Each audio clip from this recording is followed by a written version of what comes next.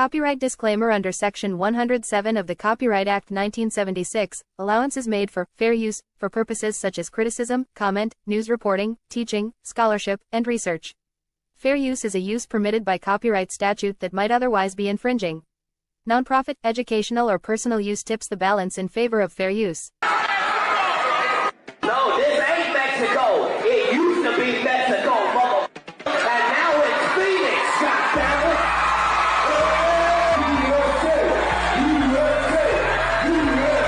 I bet you don't leave here and go to Mexico, mother. Motherfuckers think they can live in this country and then still be allegiance to another fucking country. If you love Mexico, get the over there. Oh, say, can you see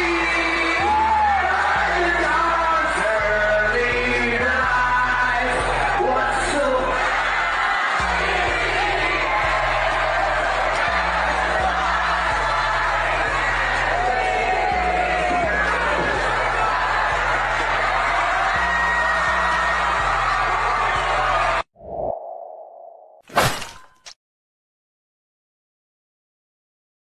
What it do, family and friends? Welcome back to the Church of Black Power. If you're not subscribed, go on, hit that subscribe button along with the notification bell so you can be notified whenever videos like this drop. Please make sure you're hitting that like and share button so we can beat up the algorithm. Make sure we get this message out to the ears that need to hear. And if you have not done so yet, please make sure you click that link in the description. Go to change.org and put your signature on the petition for reparations. And with that being said, family, this was supposed to be done yesterday. I don't know what the hell happened with StreamYard, but it was, I guess, a global outage, I guess. I don't know. But we here today. I'm going to have to trim some of the fat because I know our brother Tori, he's going to be live streaming at 5 o'clock my time. So, yeah, I want to make sure I don't miss that at all. So we're going to talk about the so-called peaceful protest today. And before we start, let me go ahead and give a shout out to the chat. A B1 salute to our brother Big Black God. Thank you for being here, family. Ayo, thank you for being here, family. Anita Harrell, thank you for being here, family. What's up to my boy Gary Williams? Thank you for being here, family. Hurricane Nisi, thank you for being here, my sister. How are you doing today? Let's see. MD Williams, thank you for being here, family. I am Kiera. Thank you for being here, my sister. Cooking with Miss D. Thank you for being here, my sister. And for all those who are not in the chat, thank you for being here. And people who will catch this on the replay, thank you for also being here. Now, family, I know you guys have been seeing what's been going on in Los Angeles, not just in Los Angeles, but in also Chicago. Not just in Chicago, but apparently it's been kicking off a few places around these United States. And we're getting the same narrative. You know, I ain't never seen them this damn nice within the media. I've never seen the media this damn nice when it comes to a protest that had nothing to do with black folk. Like, if it was black folk out there, the media would be all up in arms. They would be calling it for what it is, or even worse. But we're not seeing that. We're seeing terms such as peaceful protests. B1 salute to our family, Aquarius Minded and Tasting Teas with Tony. Thank you both for being here, family. And yeah, we're seeing all these Democrats come out and they're speaking in a manner that's confusing. It's confusing, not really, but I'm speaking facetiously. It's confusing to me how you can sit here and watch a town get set on fire and call it a peaceful protest. It's crazy that the legacy media is running around here talking about a peaceful protest, and they're blaming it on the deportations. Oh, this would have never happened if the deportations wasn't happening in California, as if California is supposed to be immune to deportations. I don't know what kind of sense that makes, but this is their reasoning. Salute to Hurricane IQ. Thank you for being here, family. And FLA Trucker 1024. Thank you for being here, family. Now let's get into some of these folks here, because it's hilarious to me. I haven't been able to play this drop in a long time, so I'm gonna go ahead and play this drop because this is exactly what it actually is too. Send in the clowns. Let's start off with Maxine Waters. Let's start off with her. This is her trying to get into an ICE facility and getting the doors slammed in her skeleton-looking face. No, I want you to, hello, Congresswoman Waters. I just came to use my congressional authority to check on David. Ma'am, we're logging security now to all visitors. Excuse me, I need to get in. Contact our public appeal. I need to get in.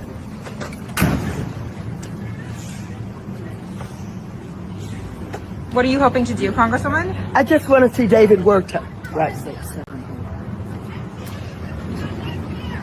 Would a congressperson normally be able to enter the... Normally, yes. What is happening here? Well, there were some of the authorities, I don't know who they were, and I'm trying to get in to see David Werta, who they have arrested.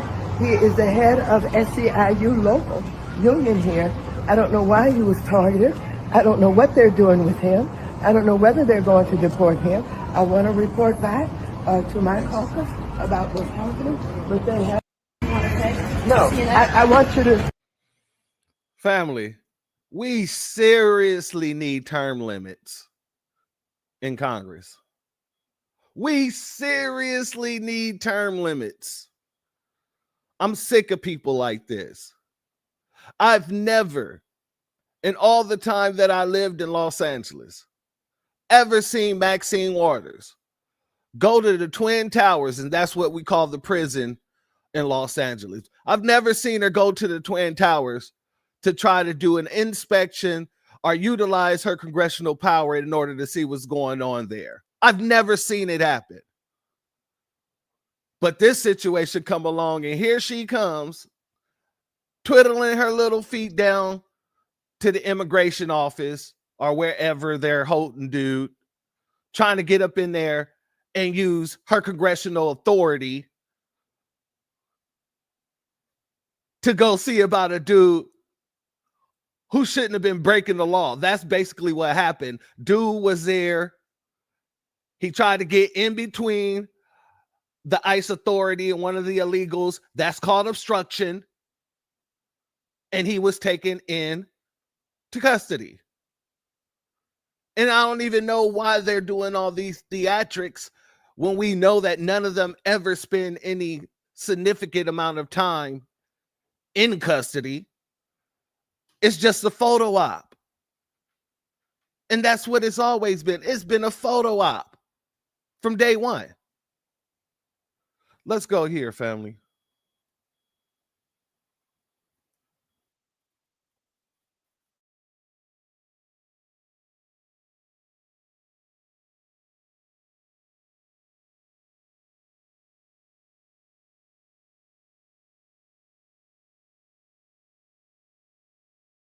My fault, family.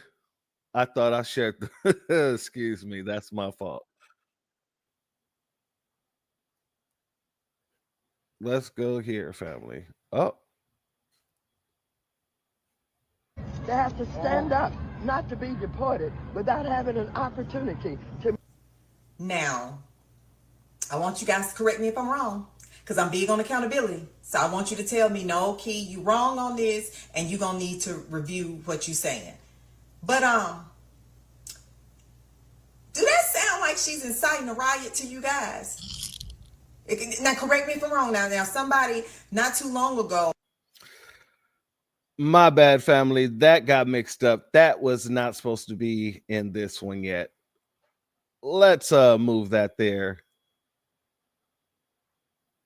That's my fault. let's go here. I was trying to show some other who was things. being imprisoned in these for-profit prisons, they would be offended that their taxpayer dollars are being spent on this. And they would understand that if this administration can do this to people who have done no wrong, who are here with legal status, avoid due process, completely undermine all the protections that are built into our Constitution, they can do that to anyone. And that is why it is so important that we continue to shine a light on this, that we call it out, and that we refuse to allow the Trump administration to get away with what they are doing. Now we're going to break that down piece by piece because that deserves a little attention. Don't you agree? Let's go. I think we all believe that if Americans knew who was being imprisoned in these for-profit prisons, they would be offended. Who's been imprisoned in these for-profit prisons? Overwhelmingly, is foundational Black Americans. Why? Because they over-criminalize everything we do. That's who's majority being overly criminalized in this United States of America, in these United States of America, excuse me. And then you have Latinos, actually whites, then Latinos. So she's already trying to equate, if America knew who was being taken, locked up into these private prisons, y'all have known for a long time. Y'all have known for a long time, and nobody's done anything about it. But now that they're putting some of these rioters there, they're locking up some of these people. Well, no, they're actually not locking them up in these jails. They're taking them to these detention centers. Now, all of a sudden, everybody got a problem. They're not even getting the same treatment as prisoners. That their taxpayer dollars are being spent on this. And they would understand that if this administration can do this to people who have done no wrong, who are here with legal status. This was already asked in the chat. I saw my brother ask this immediately. What legal status? If you're here illegally, then that automatically implies and shows that there is no legal grounds for you to be here. So there is no legal status. Let's continue. Avoid due process, completely undermine all the protections that are built into our Constitution. I spoke about the due process situation several times. Many of these folks already have orders of removals because they didn't go to court for their asylum claims. They ran from the courts, and so an order of removal, aka a warrant, was placed on them. Simple and plain. Salute Rasheed Wallace. Thank you for being here, family. They can do that to anyone. And that is why. No, not anyone. See, anyone will imply that everyone is deportable. We're not deportable. So they can't just do that to anyone. And there's a segment that we're going to go through coming up where they're actually pushing that narrative, and we're going to have to do some debunking. We're going to have to get some straightening going. Why it is so important that we continue to shine a light on this, that we call it out, and that we refuse to allow the Trump administration to get away with what they are doing. I think we all believe that if America... All right, let's go here. We do not want to play into the administration's hands. We're working with officials, we're organizing resources, but what we're seeing in Los Angeles is chaos that is provoked by the administration. Family. So Karen Bass just said that the riots were provoked by the administration. Before Donald Trump even got involved, how many days were they rioting How many days were they setting cars on fire, setting flags on fire? I think Trump came in what, the third day? And nobody was doing their job. I'm just asking the question. Salute to Damon Reeves. Thank you for being here. Shalom, family. When you raid Home Depot and workplaces, when you tear parents and children apart, and when you run armored caravans through our streets, you cause fear and you cause panic. And so basically, when you're doing your job, you cause fear and panic. If I'm walking through a Home Depot and I got a warrant and the police sees me and they know I got a warrant or there's a hit on me, and he jumps out and arrests me and take me to jail, Karen Bass ain't going to be out there talking about this brother was just walking through Home Depot and they're creating a frustration that will cause a riot. You're taking him away from his family. They don't do that. They don't do that whatsoever. And they don't penalize the police officer for doing such. They don't talk mess about the police officer for doing such. Because they know that's the police officer's job. There's a warrant for my arrest out. And the police arrested me. They did their job. But because it's about a bunch of illegals, oh, they can make excuse after excuse after excuse. That's why they're changing tactics, because community defense works and our resistance has slowed them down before. And if they're escalating their tactics, then so are we. When they show up, we gotta show up even stronger. Now, family, don't that sound like an insight of a riot? Don't it sound like she's inciting the riot? Let me replay that. And our resistance has slowed them down before. And if they're escalating their tactics, then so are we. When they show up, we gotta show up even stronger. Salute to DW. Thank you for being here, family. So it's no wonder that people was out there acting the fool in the way that they were.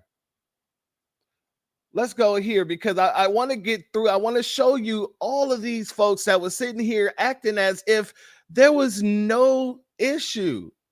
There was really, like, before Donald Trump came around, there was no problems. Everything was under control. So they say. Everything was peaceful. So they say. Salute to Still Kevin Trees. Thank you for being here, family. I just have to say that if you dial back time and go to Friday, if immigration raids had not happened here, we would not have the disorder that went on last night. I will tell you that it is peaceful now, but we do not know where and when the next raids will be. That is. So everything is about the raids. People doing their jobs. We're not, I don't want this to go over anybody's head. The way that she's literally blaming the ICE agents and them doing their jobs. And she has never spoken like this about the police. Not once. As a matter of fact, if I'm remembering correctly, the police union in Los Angeles endorsed her. But you have never heard her blame police officers in the way, like, she's never blamed arrest of black men, arrest of black women as the cause of any issues, especially when we take to the streets. She's never done it. No Democrat politician has ever done it. I've never seen it. But she is making it a point to say that the raids are the cause of all of this. the concern, because people in the city have a rapid response network. If they see ICE, they go out and they protest. And so it's just a recipe for pandemonium. People have a rapid response to ICE. Family, we're going to put a pin in that because that's debatable and questionable. Very debatable and questionable. Salute to Leonard. Day Yuta, thank you for being here, family. That is completely unnecessary. Nothing was happening here. Los Angeles was peaceful before Friday. I just have. Los Angeles was peaceful before Friday. Let's go here. We are having an administration that's targeting peaceful protests, people that are there to protest. The president is sending the National Guard because he doesn't like the scenes. He doesn't like the scenes of people peacefully protesting. We are having an administration that's targeting peaceful protests, people that are there. Family, imagine saying that while watching a car burn on the streets with a dude rolling around with a Mexican flag, waving it in the wind as the car burned. Protest. The president is sending the National Guard because he doesn't like the scenes. He doesn't like the scenes of people peacefully protesting. We are having. Okay, let's go here.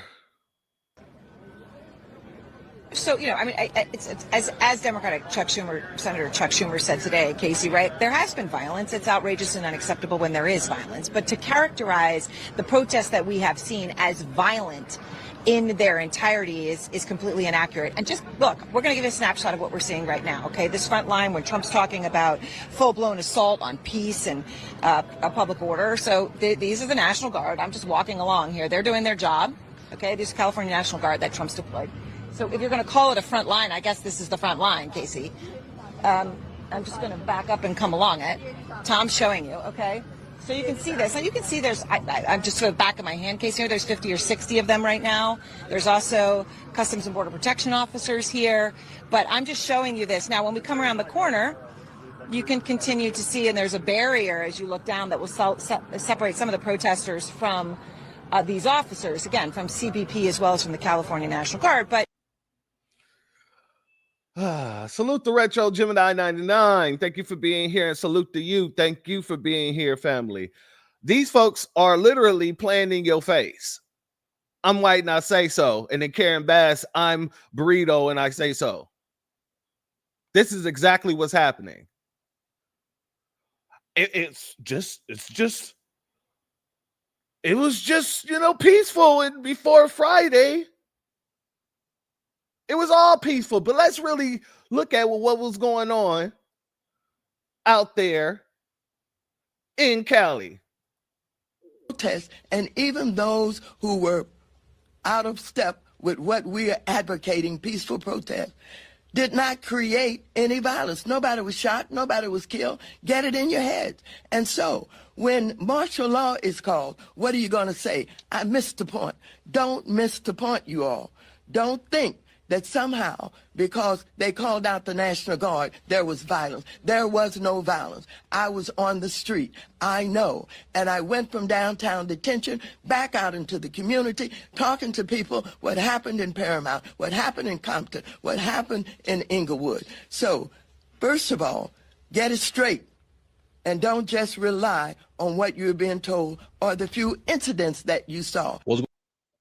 We see peaceful protests. Most of those demonstrations were very peaceful. It is just a bunch of people having fun watching cars burn. Family, this is what they were calling peaceful protests. They're throwing rocks. They're throwing firecrackers. Well, not even firecrackers. They're throwing M80s. They out here really living that rebellion life. Autumn Moon, salute to you. Thank you for being here, family. Does any of this look like peaceful protest to you? Now, when foundational Black Americans go out there and we're really peaceful protesting, we're really peacefully protesting. Oh, they're saying it's just the sky is falling. But these folks see this. We ain't never done any of this. We've never done any of this. And we're always demonized. And these folks are being called peaceful. This dude is putting gas on the car and setting it aflame. Boom shakalaka. But this is peaceful. Finally, this looks like an invasion. That's what it looks like. It looks like a straight up and down invasion. Let's go here. They're telling you exactly where their allegiance lie.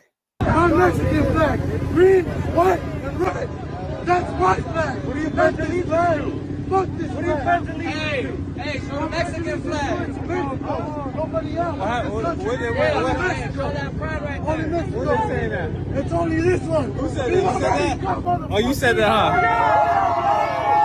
Viva Mexico. Yeah, fuck this flag right here. Family, I've said this before. There are 3 ways that you can be denationalized in this country. 1, if you are over 18 years old and you go to a different country and become a citizen without applying for the dual citizenship, of course. If you become a citizen of that country, if that country is on the no-no list, you can be denationalized. Number 2, if you go and you go fight for a different country's army, you can be denationalized. And number 3, if you show a clear allegiance to a different country, you can be denationalized. Now, family, does this not show a clear-cut allegiance to a different country? Fuck this flag. Hey, show the Mexican flag. Nobody else. Only Mexico. Who's saying that? It's only this one. Who said that? You said that? Oh, you said that, huh? Viva Mexico. Yeah, fuck this flag right here.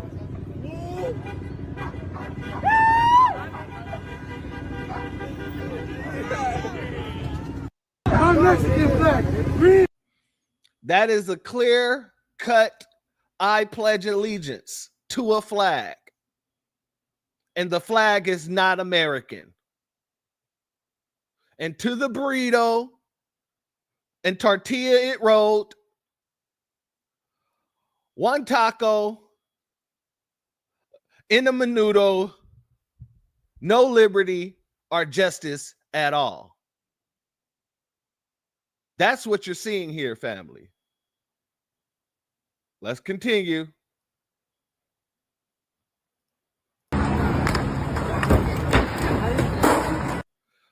Put a pin in those rocks. We're going to get back to it.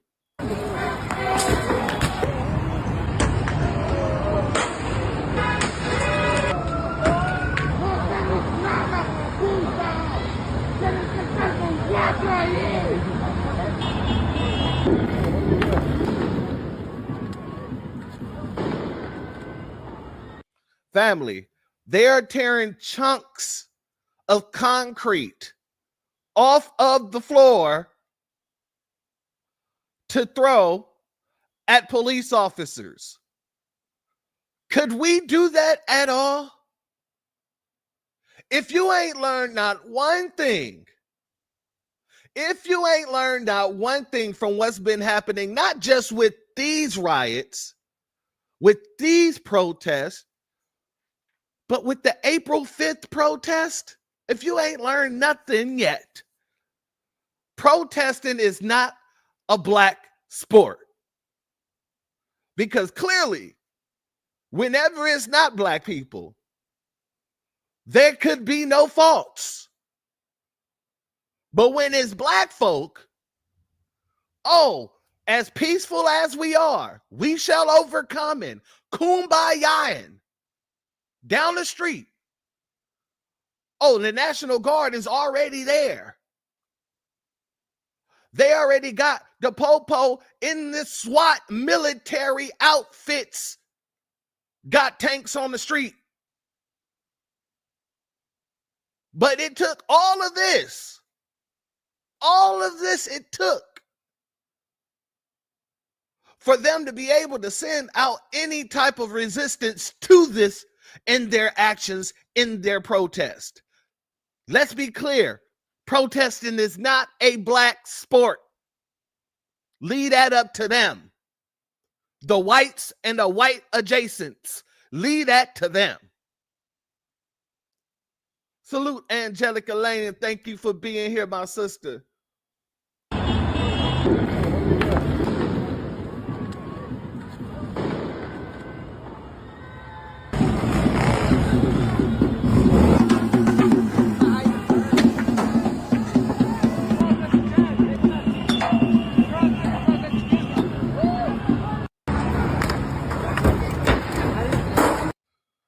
And the taxpayers, like our family said, have to pay for all of that.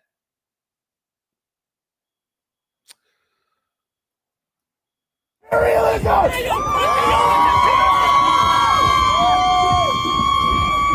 this is not just a good gesture, this is something we need to make real. We need to bring down this empire once and for all.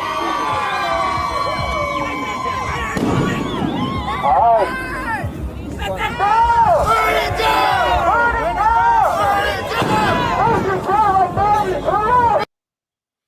Now, family, let me say this.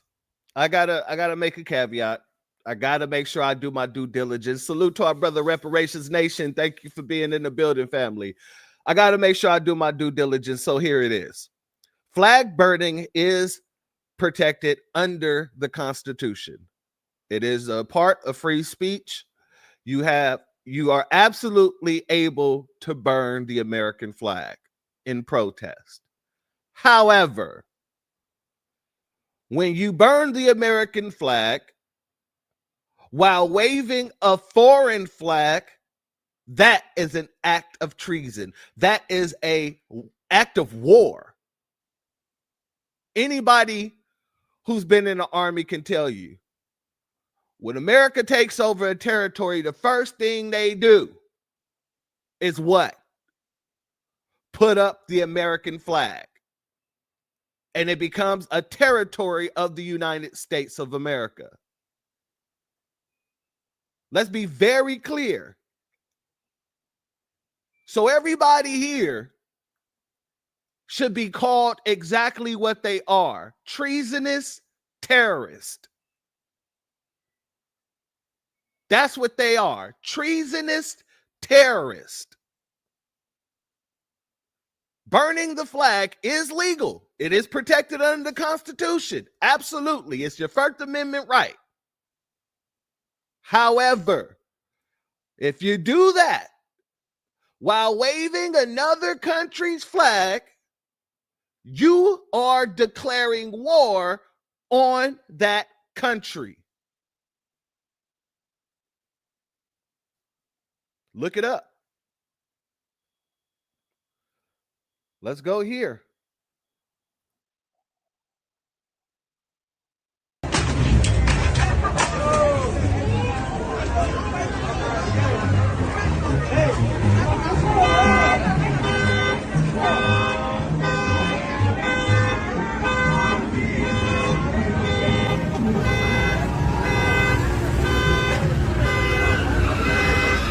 Now, family, most of us saw these videos. It was like, you can't blame us for that. We ain't out there. We ain't out there at all. Guess what? They definitely tried to blame us for that. They definitely tried to blame us for it.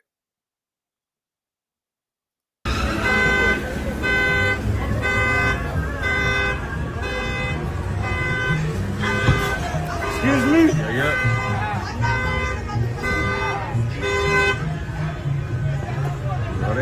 They need it. Let's go here. They were out there robbing Apple stores.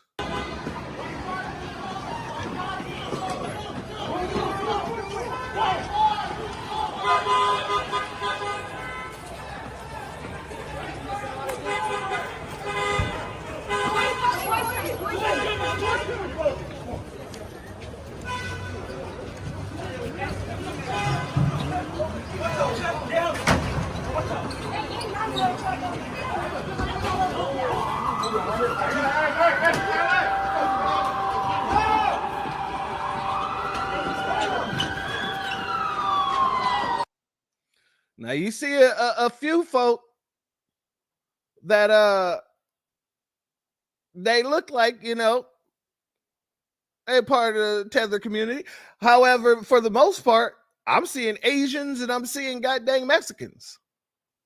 Salute this Shell Nash. Thank you for being here, family. Also, Burnish Brash. Thank you, Brass. Thank you for being here, family. Yeah, I'm not seeing that many black folk. Let's go here.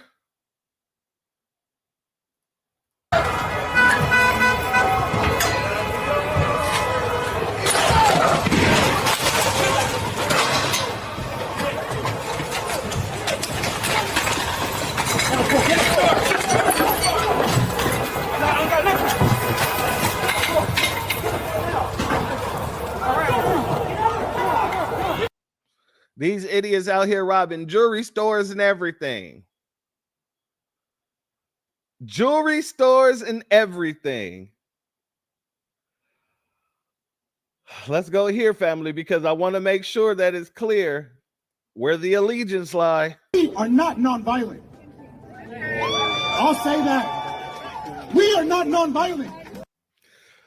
So how, if this was a peaceful protest, why do you have a man out here screaming about how they're not nonviolent? Nonviolent and peaceful protests go hand in hand. You can't be a violent person at a peaceful protest. What kind of sense does that make? That doesn't make any kind of sense whatsoever. But let's run that back because he wants the world to know exactly where they stand. Not nonviolent. I'll say that. We are not nonviolent.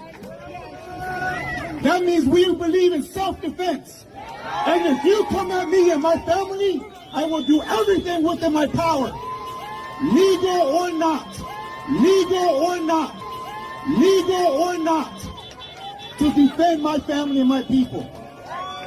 We have a history of that. And we will continue to live up to the legacy of struggle. We are not nonviolent.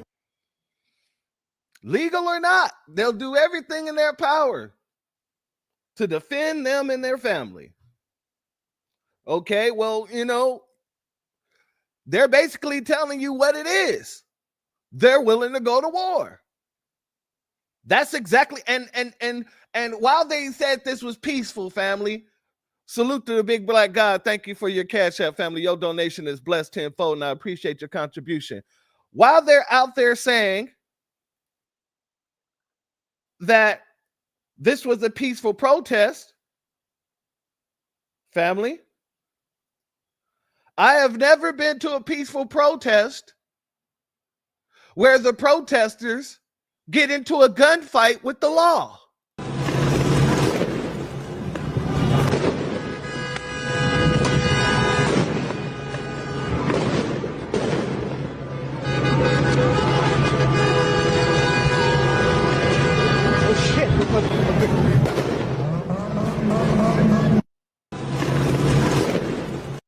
Family, tell me when.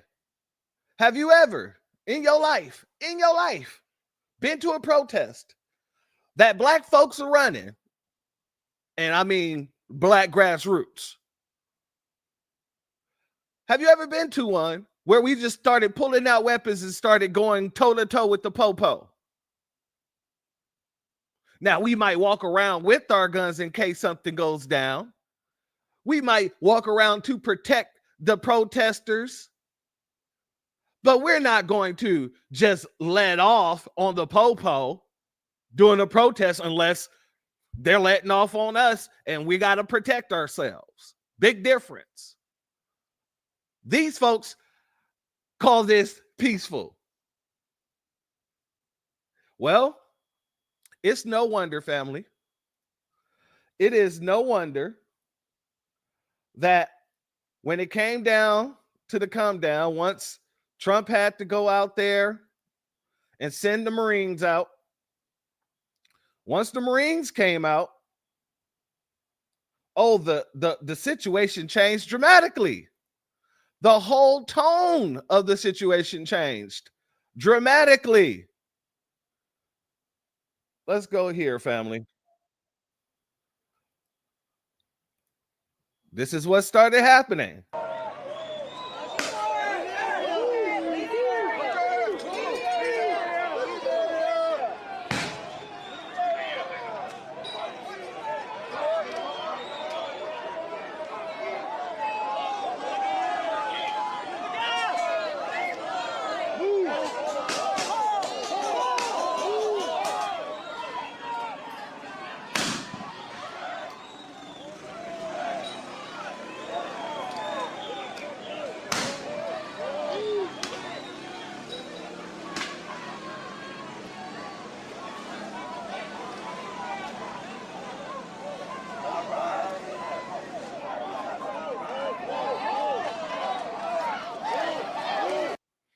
Now, notice, family, this isn't the military and this isn't ICE.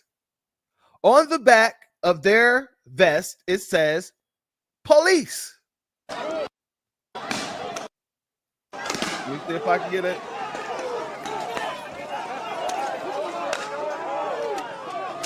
I was trying to get a good shot, but this is the police. And that's after Trump deployed the military. That's after Trump took over the National Guard. All of a sudden, the police know how to do their damn job. They didn't have no problem with them looting. No problem with them looting Apple, the jury district. But it took all that time. It took them doing all that before they actually start putting foot to ass. Salute, Star Child. Thank you for being here, family.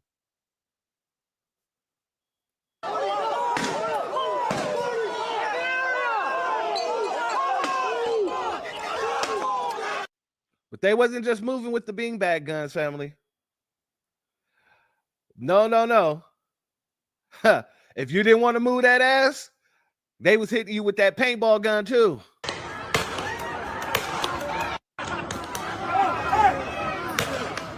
Sorry, the paint projectiles.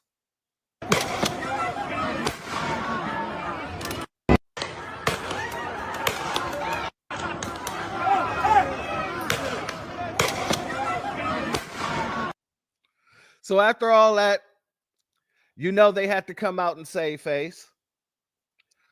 You know they had to do something to save face, and they had to make sure that people understood that they could have got things under control by themselves. Even though Karen Bass had to go back and implement a curfew. A curfew don't really mean that you could fix things. That means that things are out of order, unruly. But let her tell it. Let her tell it. That doesn't mean things was violent. Let's go here, family. The unrest that has happened are a few blocks within the downtown area. It is not all of downtown, and it is not all of the city. Unfortunately, the visuals make it seem as though our entire city is in flames, and it is not the case at all. If we want to look at the cause of what is happening here, I take it back to raids that took place on Friday, and the uncertainty and the fear and the fact that families across the city are terrified that they don't know if they should go to work, they don't know if they should go to school. We have people that were detained. We don't even know the exact numbers of the people that were detained. When have they cared that much about the Black community? Not never. When does any of that ever mattered? When they see us getting arrested for nothing? Not never. You had Tariq Nasheed and Jay-Z, and that's the one thing I will give Jay-Z credit for. But you had these kind of people bailing out our protesters when situations popped off. We didn't hear none of them speaking like this. None of them speaking like this. Very interesting. We have people that have not had contact with legal representation, nor have they even had contact with their families. And so there is an awful lot of concern. In a state where Kamala Harris was illegally keeping people in jail who had minor offenses in order to fight the California fires, you really want to talk about people being taken away from their families or being disappeared or anything like that? Really? Salute the crew reality. Thank you for being here, family. The groups that are vandalizing downtown are not a part of the immigrant rights movement, are not concerned about immigrants, are concerned about wreaking havoc, and are immigrant rights organizations that have been institutions, well-established, well-respected institutions in our city for decades, are used to doing protests. They are very well organized and coordinated, and they don't tolerate the violence. Family, I just shown you it was violent since day one. And she's trying to tell us, salute the payroll, thank you for being here. And she's trying to tell us that if it was just left up to, the regular organizers, none of this would ever happen. It's outside people coming in who's causing this disrupting. Family, I seen all these people waving a Mexican flag. Are those outside people? I seen a Nicaraguan flag. Are they outside people? I seen a Ghanaian flag. Are those outside people? I'm just asking for a friend.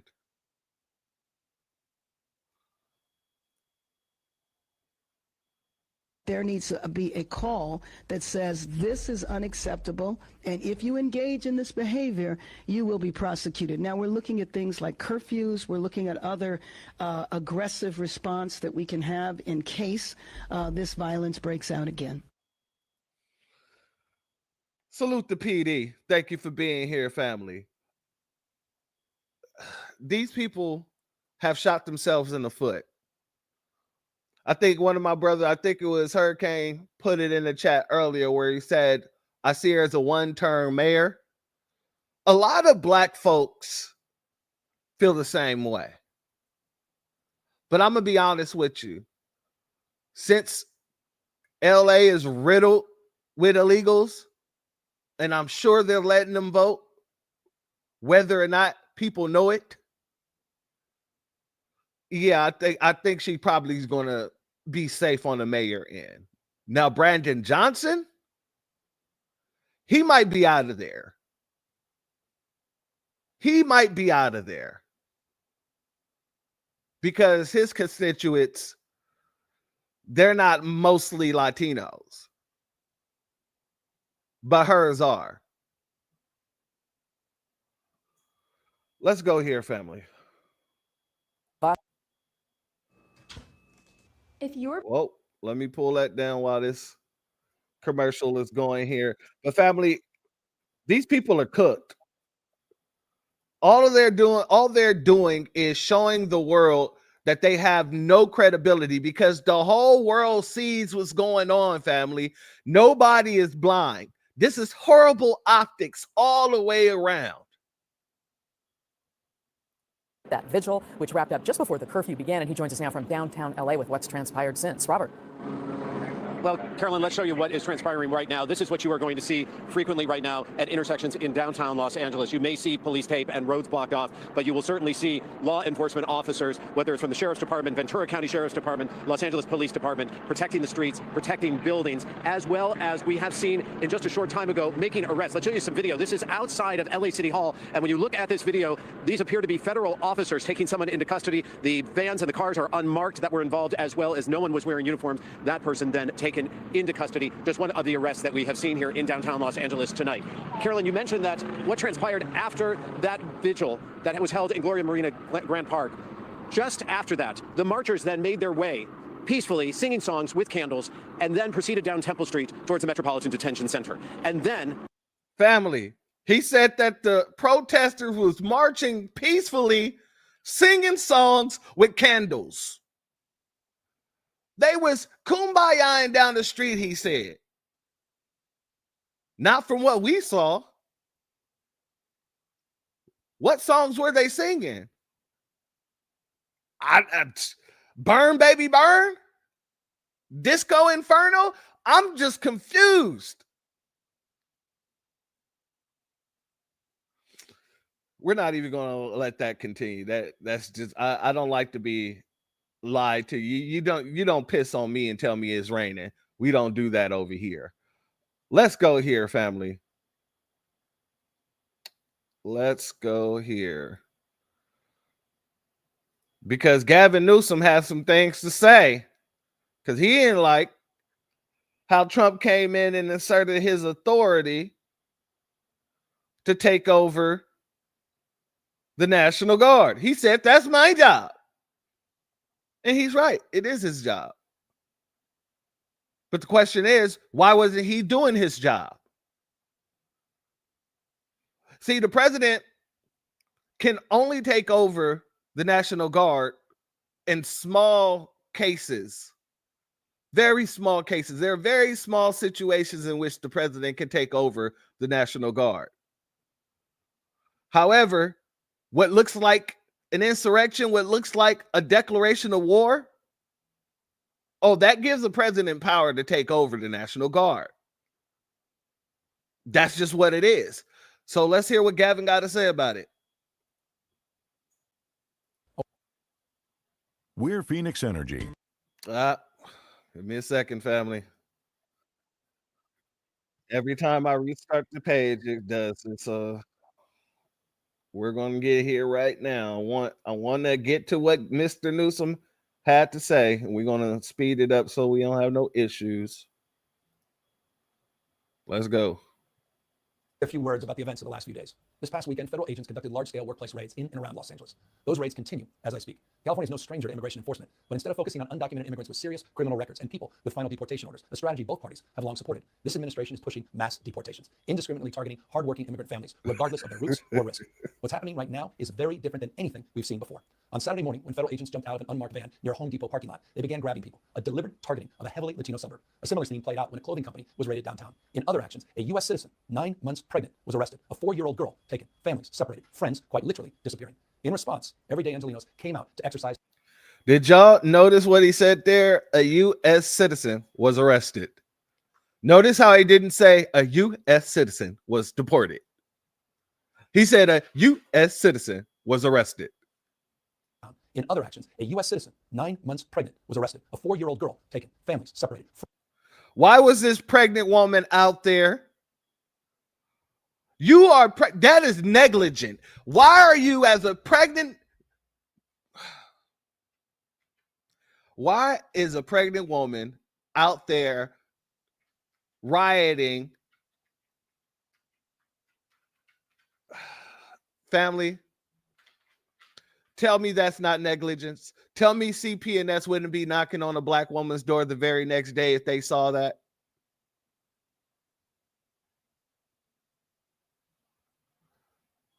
Yes, sir. I saw that. We definitely going to be speaking about that on Sunday.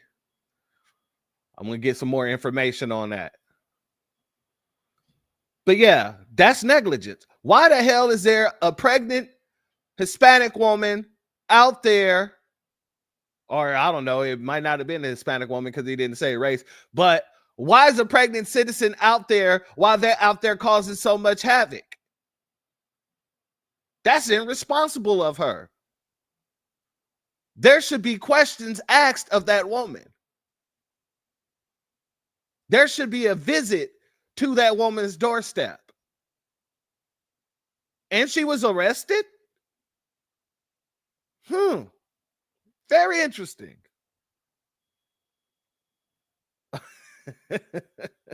in a riot pregnant. That's what I'm saying. That makes absolutely no sense. Can't certain situations, you're supposed to stay off your feet. Can't certain situations induce your pregnancy? I'm just asking. I'm not a woman. Maybe one of the ladies in the chat can answer that question, because I could have swore standing on your feet for long periods of time could induce your pregnancy, or it could be dangerous to your pregnancy. Stress and all these other things could be dangerous to your pregnancy, especially if you're high risk. I thought this was like a consensus of what you should not be doing as a pregnant woman.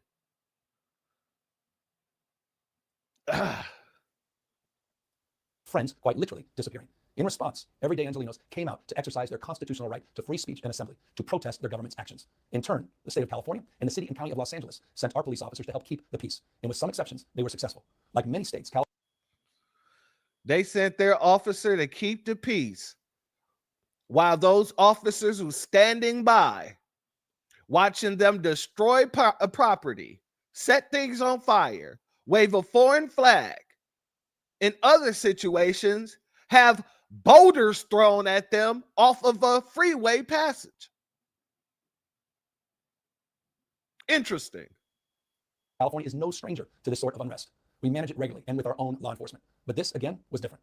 What then ensued was a use of tear gas, flashbang grenades, rubber bullets, federal agents detaining people and undermining their due process rights. Donald Trump, without consulting California law enforcement leaders, commandeered 2,000 of our state's National Guard members to deploy on our streets, illegally and for no reason. This brazen abuse of power by a sitting president inflamed a combustible situation, putting our people, our officers, and even our National Guard at risk. That's when the down. So none of the whole rioting, the setting fires, the looting of stores, none of that mattered. It was the second that Donald Trump commandeered the National Guard.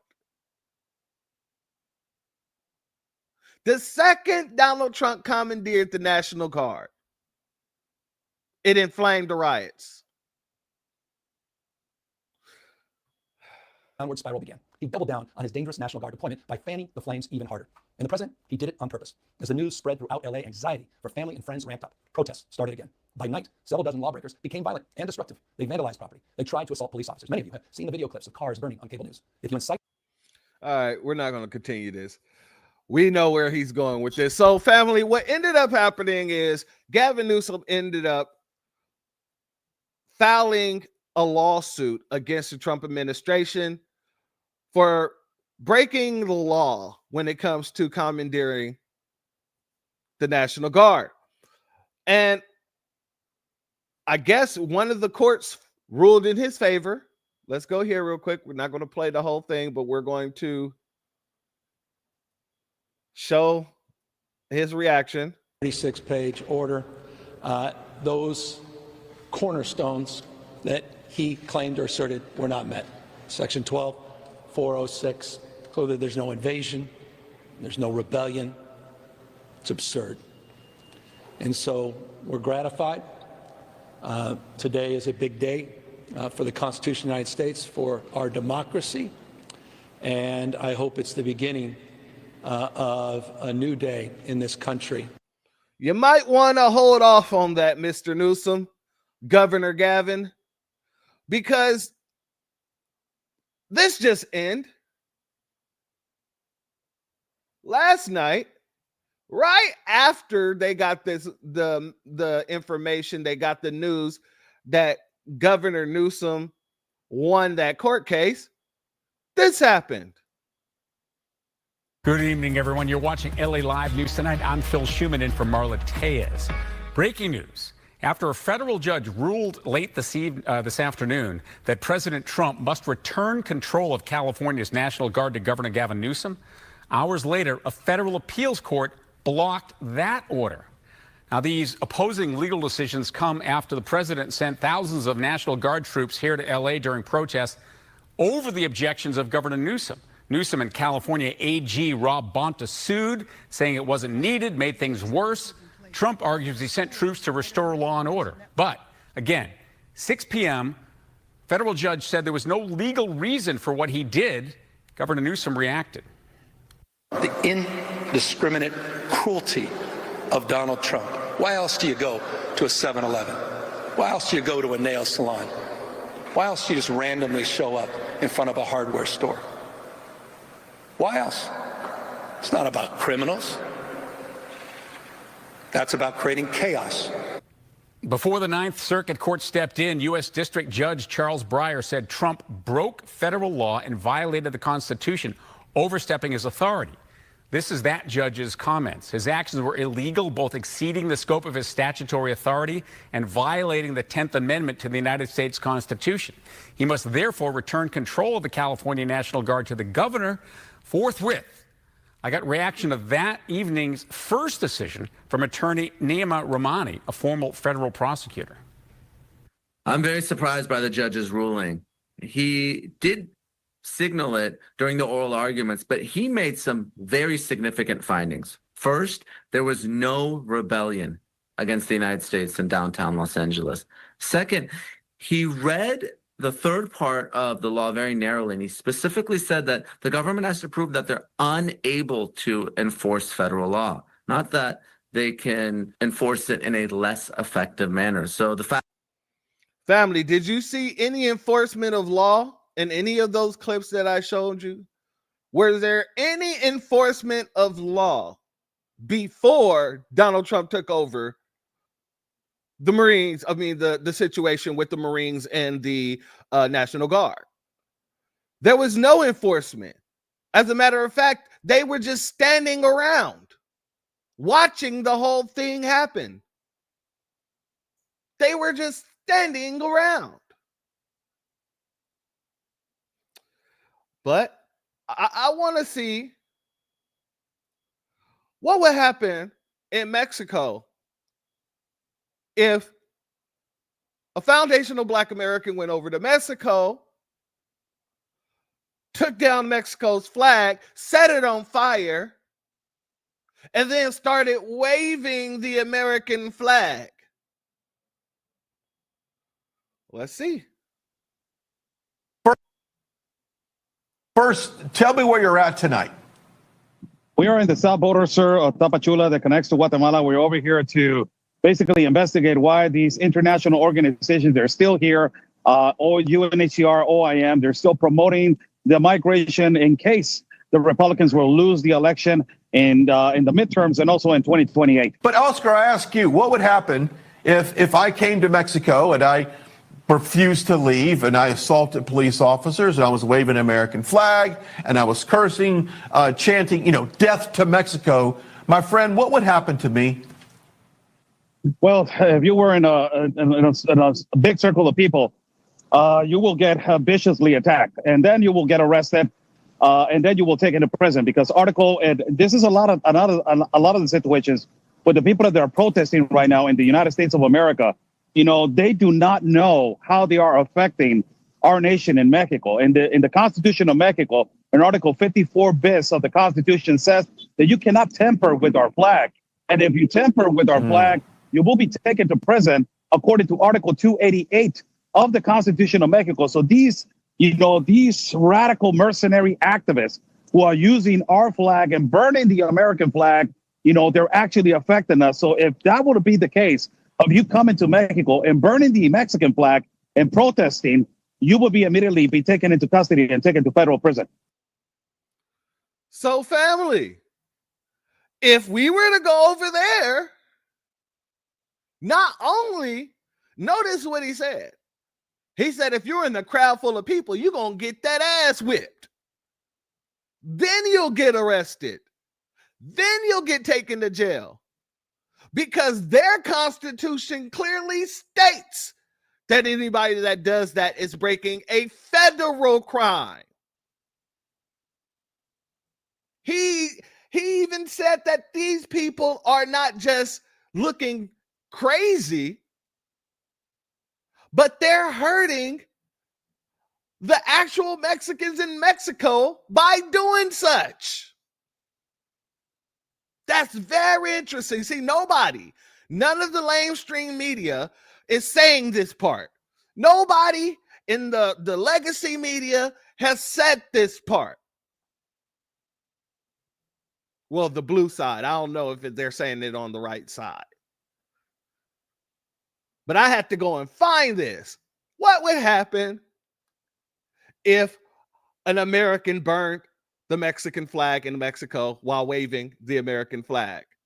This video popped right on up. I was like, so this question has been asked and answered. You would get your ass beat, you get arrested, and then you get taken to jail for breaking a federal crime.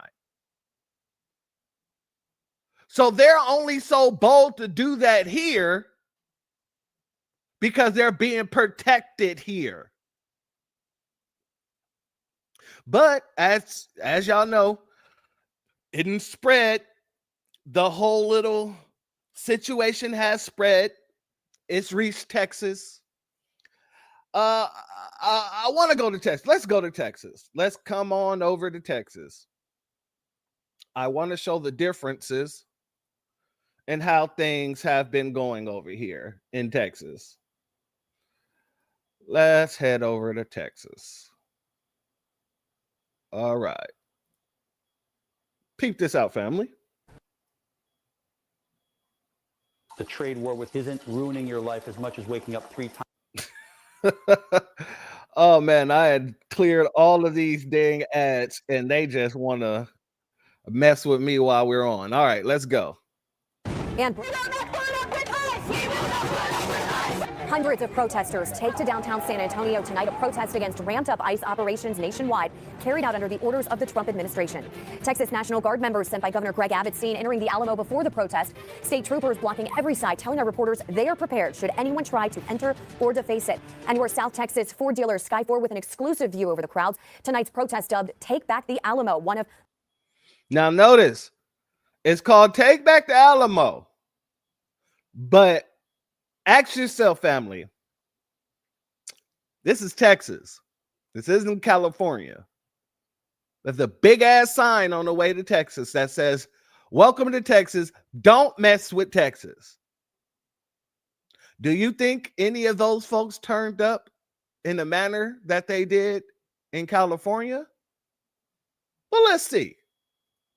Many being held across the nation. Protesters started off on a sidewalk outside City Hall, then spilled out into the street, people holding signs showing their discontent with ICE and President Trump. It all started 3 hours ago, and it continues going strong tonight.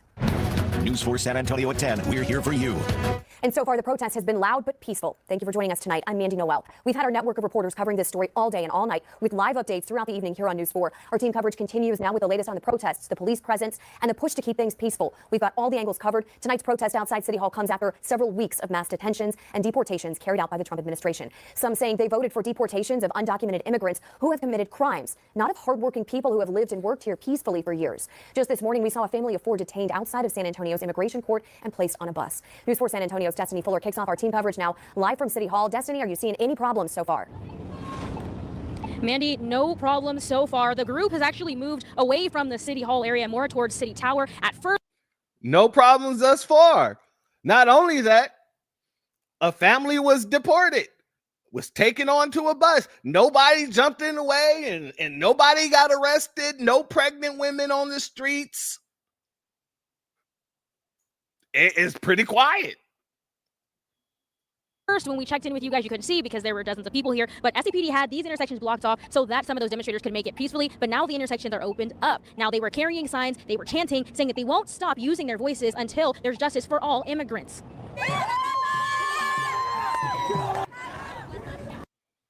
Until there's justice for all immigrants. Family, deporting non-citizens is justice for all, period. You're not just supposed to be here just because you want to be here. There's a rule and order that you're supposed to be here in. You're supposed to apply, wait, gain citizenship after taking all your tests and all that other stuff, and then enjoy the perks in which you worked hard to become. You just being on the land doesn't make you somebody who should be treated equally to a person that's been born here, raised here, and family whose family built the country, or even a person that went through the proper process in order to get here. And I would even go as far to say the illegals who started out with illegals, who started out as illegals, the citizens who started out as illegals, but they didn't wait 20 years to become citizens. They did everything in their power to become citizens as soon as they could. I can respect that. Okay, fine. You wanted to become a citizen, you did what it took, you became a citizen. Because what I'm finding is a lot of these people, a lot of these same folk, they agree with us. Anybody who had to work as hard as they had to work to get their citizenship actually agrees that they don't want non-citizens coming here messing it up for them. And I understand that. Salute to Astarte Jones. Thank you for being here, family. These protesters took their voices to the streets, taking several laps around the main plaza while calling for justice for every human in the United States, many of them saying that there is strength in numbers. Who stops to say like, hey, now for real, we need to deal together as a community, not just, this isn't just a Mexican thing, this isn't just a black thing, this isn't just a minority thing, it's a human. Hold up. This ain't a black thing at all. Notice he said this ain't just a Mexican thing, this just ain't a black thing, this ain't a minority thing. It's not a black thing at all. It has nothing to do with us. Stop. Hit the brakes. Do not put us in your nonsense. We are the only non-deportables on this land. Let's remove black out of that, unless you're talking about black immigrants. Then you make sure you put immigrants on there. This isn't about Mexicans. This isn't about black immigrants. This isn't about minorities. You say it just like that if you want to say black, but you don't put black in there if you're speaking about black Americans, foundational black Americans, because we ain't got that issue. We don't have that problem. Now get out there in them streets and handle your business, but do it peacefully. And I mean really peacefully, not from what we just saw a while ago. But you're not going to do that because, this is Texas. Let's continue. Seeking a better life is not a crime. That's not the beginning. We're going to continue until they give up. I really hate hearing that. Seeking a better life is not a crime. They criminalize everything we do because we seek a better life. And when we have a better life, they destroy whatever we create in that life. We don't see anybody speaking up for that. We haven't seen anybody speaking up for that. We're talking about reparations, and these are the folks who are against reparations. Well, all of them are against reparations for the most part. But it's Mexicans and tethers who are the loudest right now speaking up against reparations. But they want to talk to us about seeking a better life. Yeah, I agree 100-fold. Seek a better life in your homeland. Go back home, build it up, and you'll have a better life. Get the corrupt politicians out of your office and have a better life. Otherwise, you're just gaslighting. Get up out of here. The groups have been here since before 7 o'clock and have been consistent since the first person showed up. They say today is not the end in their fight to protect undocumented immigrants. The protest organizer spoke to the crowd earlier using a microphone. She said she shared that flyer 3 days ago and in that time received over 6,000 shares, which is why she attributes the crowd that we saw today and expects for it to get larger over the weekend as those protests continue. SAP. All right, family. That's San Antonio, which, like I said, was not violent at all.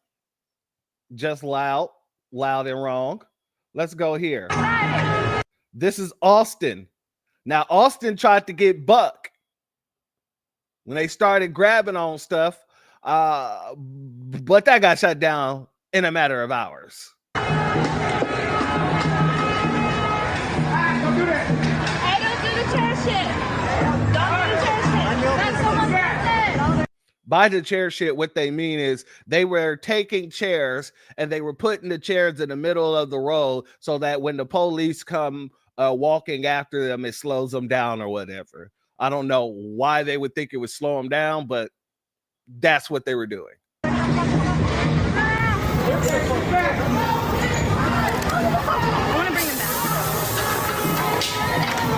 the hell?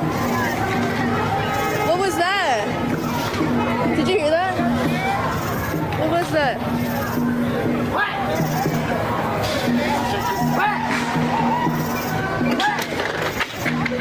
What the fuck?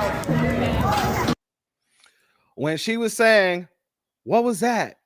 Do you hear that? What she was actually hearing was the respondent group of Popo pulling up, getting prepared to rectify some stuff. Let's go here.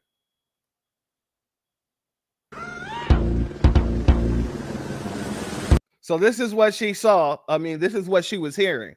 She was hearing Popo rolling up, getting ready to do their damn jobs, right? And so this is what ended up happening.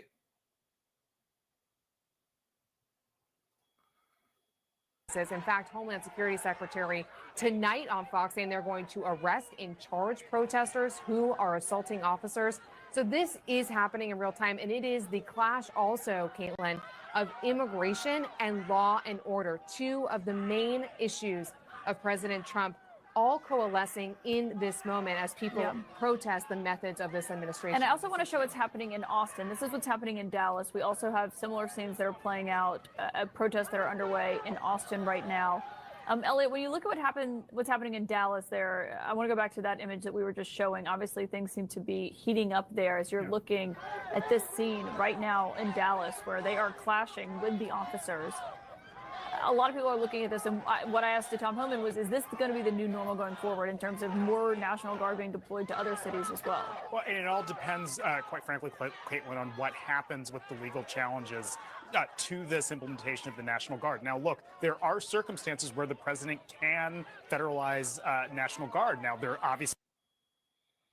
Now, that was Dallas and Austin. Let's go here.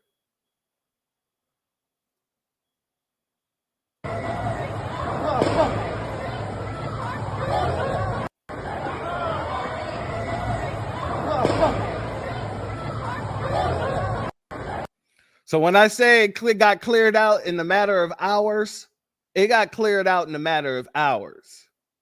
But family, there's been a lot of people running around, just, running their mouths, talking about how we should be standing with the Browns. I want to play a game.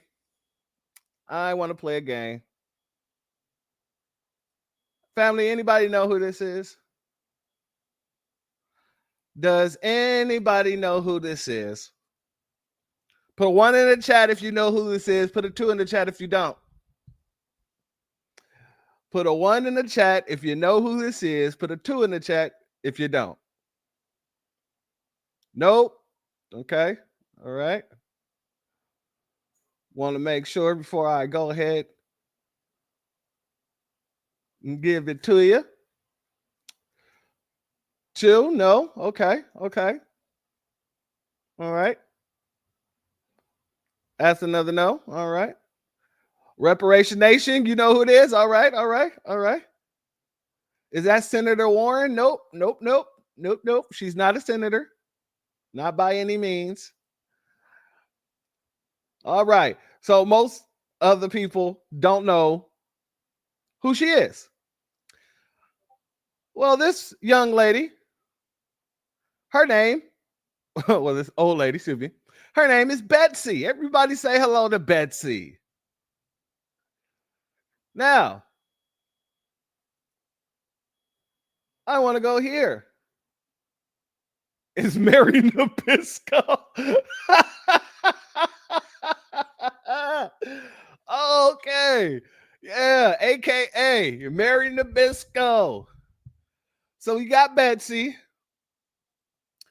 And do anybody know who this is? In Ashanti tree, we say, Seuma uyonkubo ekabonea utuebi.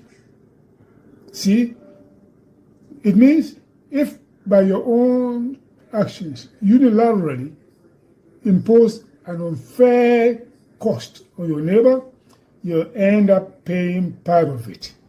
You don't go scot-free. Yeah, the products end up increasing in cost. You pay the increased cost, inflationary cost, and on top of that, you have bad neighbors. They don't like you anymore. Ladies and gentlemen, this is a man by the name of Edward. This is a man by the name of Edward. Say hello to Edward. What do you get when you mix Betsy and Edward? Ladies and gentlemen, what do you get when you mix Betsy and Edward? Ladies and gentlemen, you get Vic the Tether. Ladies and gentlemen, Vic the Tether Mensa. Yeah, ladies and gentlemen.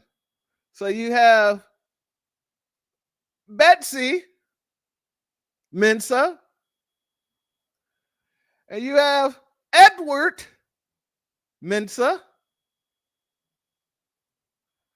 and now we have Vic the Tether Mensa trying to tell us that we should stick with the Browns.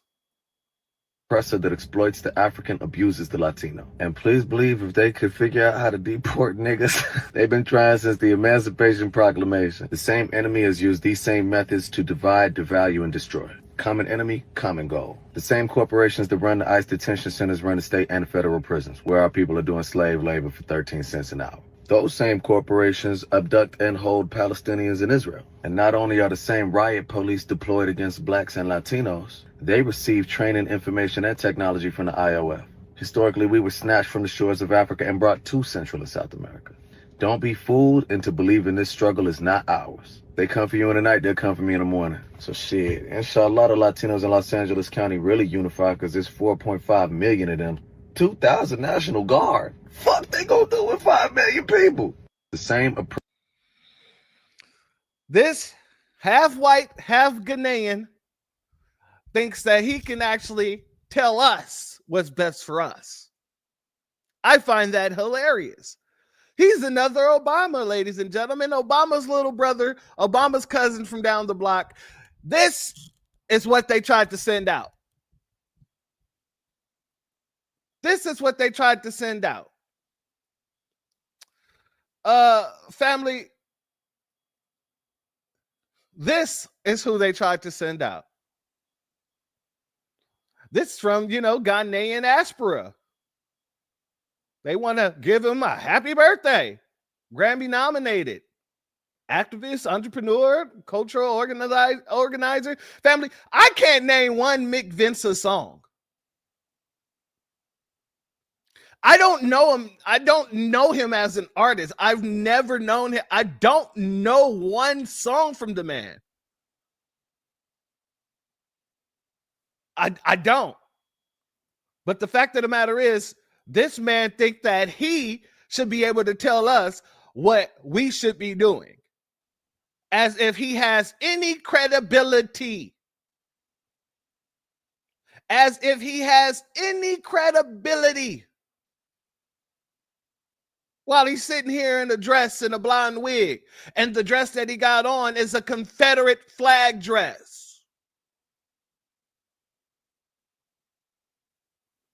I don't know. I don't know. Crew. I'm from Chicago. I've heard the name, never heard a song. I thought I had something pulled up from one of his concerts where there was like 15 people there. Most of the people that was there were people working the event. So I don't even know how he's Grammy nominated and all this other stuff. I haven't heard one song. If I've heard a song, I didn't know who the hell it was, and I don't know to this day a song to name out that has Vic Mensa on it. At this point in time, we need to start calling him Victoria Menche. So these are the people they sending out, people with absolutely no credibility, to try to tell us and convince us that we should be speaking up for people that wouldn't speak up for us if we paid them. And speaking of which, have you guys seen this clip going around? Let's go here. Hold the horses.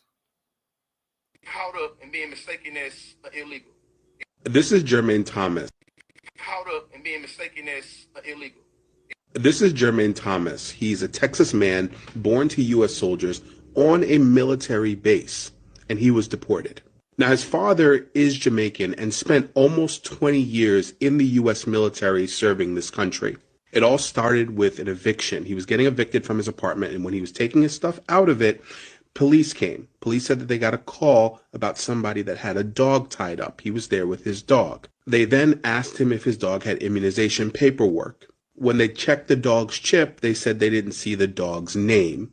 So then the police then confiscated his dog. And then they arrested him for trespassing from the apartment that he was getting evicted from. He spent 30 days in a Texas jail where he lost his job as a janitor. And they gave him paperwork that he signed to be released under conditions. He was then transferred to an ICE detention facility. It was then that it dawned on him what was happening. He was in a room full of Spanish speakers, and he asked them where they were going, and they told him Nicaragua.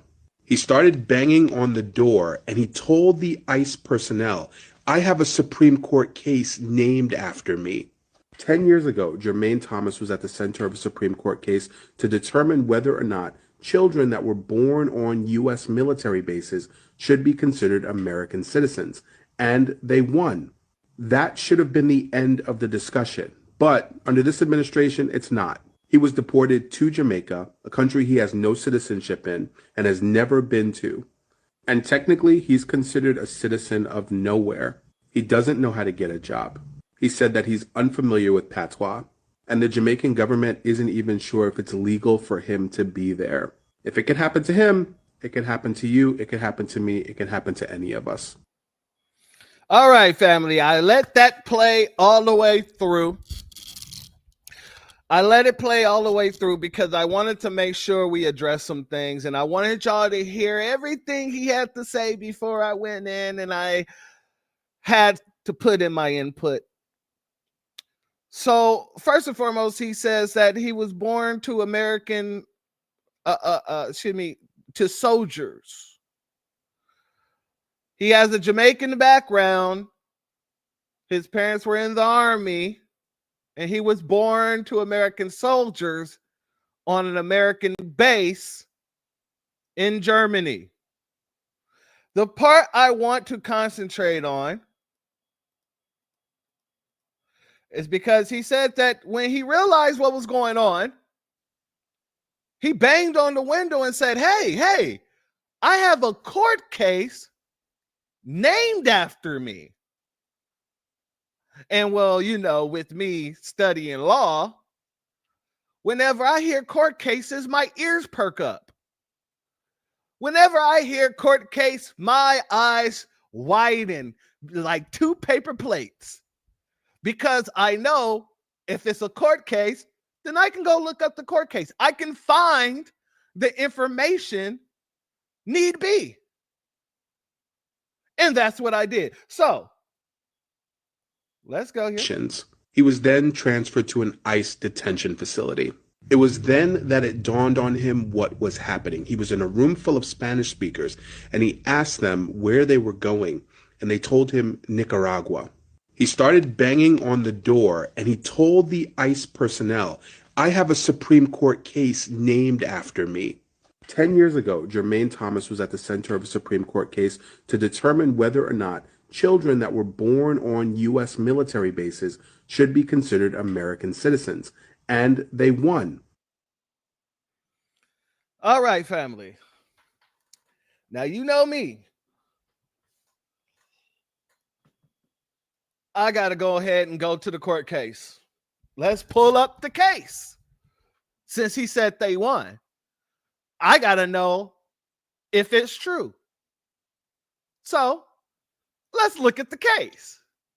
We know it's the same case because it's a Jermaine Amani Thomas, also known as Jermaine Thomas petitioner. And we're going to go back here. And it says here, Jermaine Amani Thomas, a.k.a. Jermaine Thomas petitioner. So we know this is the same case. Case number 1460-297. Case number 1460-297. So this is the exact same case. Let's go. Want to make sure. Here's some background. Petitioner Jermaine Amani Thomas was born on August 9, 1986, in a military hospital located on a U.S. military base in Franklin, Germany. Thomas' father, a United States citizen, was a member of the United States military serving on the base. Thomas' father first entered the United States in September 1977, enlisted in the United States military in 1979, and became a United States citizen in May of 1984.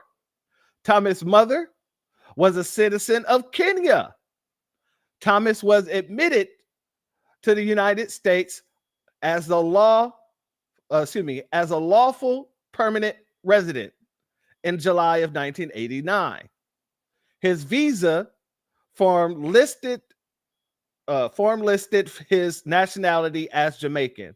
So I wanted to go, let's go here. Discussion. Now I'm just going to read the highlighted part, right? If Thomas derived birthright citizenship from the 14th Amendment, we must grant his petition for review because only aliens can be deported. Section USC 1227. If he is in fact not a citizen, the petition for review must be denied because it is undisputed that he is otherwise deportable as an aggravated felon. Let's go here. After careful review of the decision of the Supreme Court, other circuit courts of appeals, and our own court, we hold that Thomas is not a citizen because the United States military base where he was born, which is located in modern-day Germany, was not in the United States for the purposes of the 14th Amendment. So, family, when you get down to the conclusion of it, for the foregoing reasons, we deny the petition for review. So when he said they won, who are the they he was speaking of? Because, and it goes into it deeper if you want to get into it deeper. The reason why he was denied as well is because his father at the time, even though he joined the army, was found to be a citizen of another country. He actually never relinquished his citizenship, and he never brought it up to to America, and so he was basically cut off from those benefits. So that's why he was not allowed to partake in the whole situation of birthright citizenship. And that's why he is not a citizen. So these people here just blatantly lies. when the paperwork is very clear, Mr. Thomas is not a citizen. And when you hit the conclusion, it is very clear. For the foregoing reasons, we deny the petition for review. Yeah. So since that wasn't working, you now got these folks coming out, crashing out in their military gear. None of this is working, family, and it's hilarious to see this, but we are not pawns for Donald Trump's agenda. Why now? It's because the military was called upon innocent protesters. We, in our oath to serve, we serve the people of the United States. The Constitution, these constitutional rights are being stripped and just denied, and the military will not be pawns to that. So I'm calling upon the conscience of military members who served previously and now. We have a conscience, we have mind, and we have a duty and moral obligation to say no and resist evil. We are not pawns. Family, this woman is out in her military gear, and if you ever been a part of the military, please help me on this. I think what she's doing is against the law. Am I right? You're not supposed to be out in your gear for any type of miscellaneous purposes. Am I wrong in that? I could have swore you could get court-martialed for this. I correct me if I'm wrong, but this is the woman here. U.S. Army veteran, former military intelligence. I'm correct? Salute to Marvin C. Thank you for being here, family. Yeah, I could have sworn. But this is who this woman is. Proud daughter of an illegal immigrant hero who saved my life trying to be good. What about you? Interesting. Let's highlight some of these photos, shall we? This is the immigrant mother in question. I thought so. You cannot use attire for political gain. Article 15 at minimum. Yeah. Treason. Especially when she's coming out speaking up for a group of people who was burning the American flag and waving the Mexican flag. That's definitely treason. Thank you, Miss Nisi. Yes, you can definitely be court-martialed. Okay. Absolutely. It's spelled out in the UCMJ. I thought so. Let's check out the second image she says here. Memorial Daycare. Come and take my immigrant mom. Seems like she inciting violence. She's showing her allegiance to her mother. I get it. But as former military, isn't that treasonous? Okay. And then the last one she has up here. It's march. To protect the liberty and justice for all. To protect government of the people, by the people, for the people. To protect what this country has in its great and noble ideas. We have to do what is necessary. Al Green. Interesting. Exactly. Why can't your mother get her paperwork right? Salute to you, Corey Hall. You were in the military. That means if you were to sponsor her, her name would fly up the list. Maybe not to the top of the list, but it would fly straight up the list. So that's a wonderful question, Corey Hall. Thank you for being here. Great question. Let's go here, family. Oh, nope, that's not supposed to be there.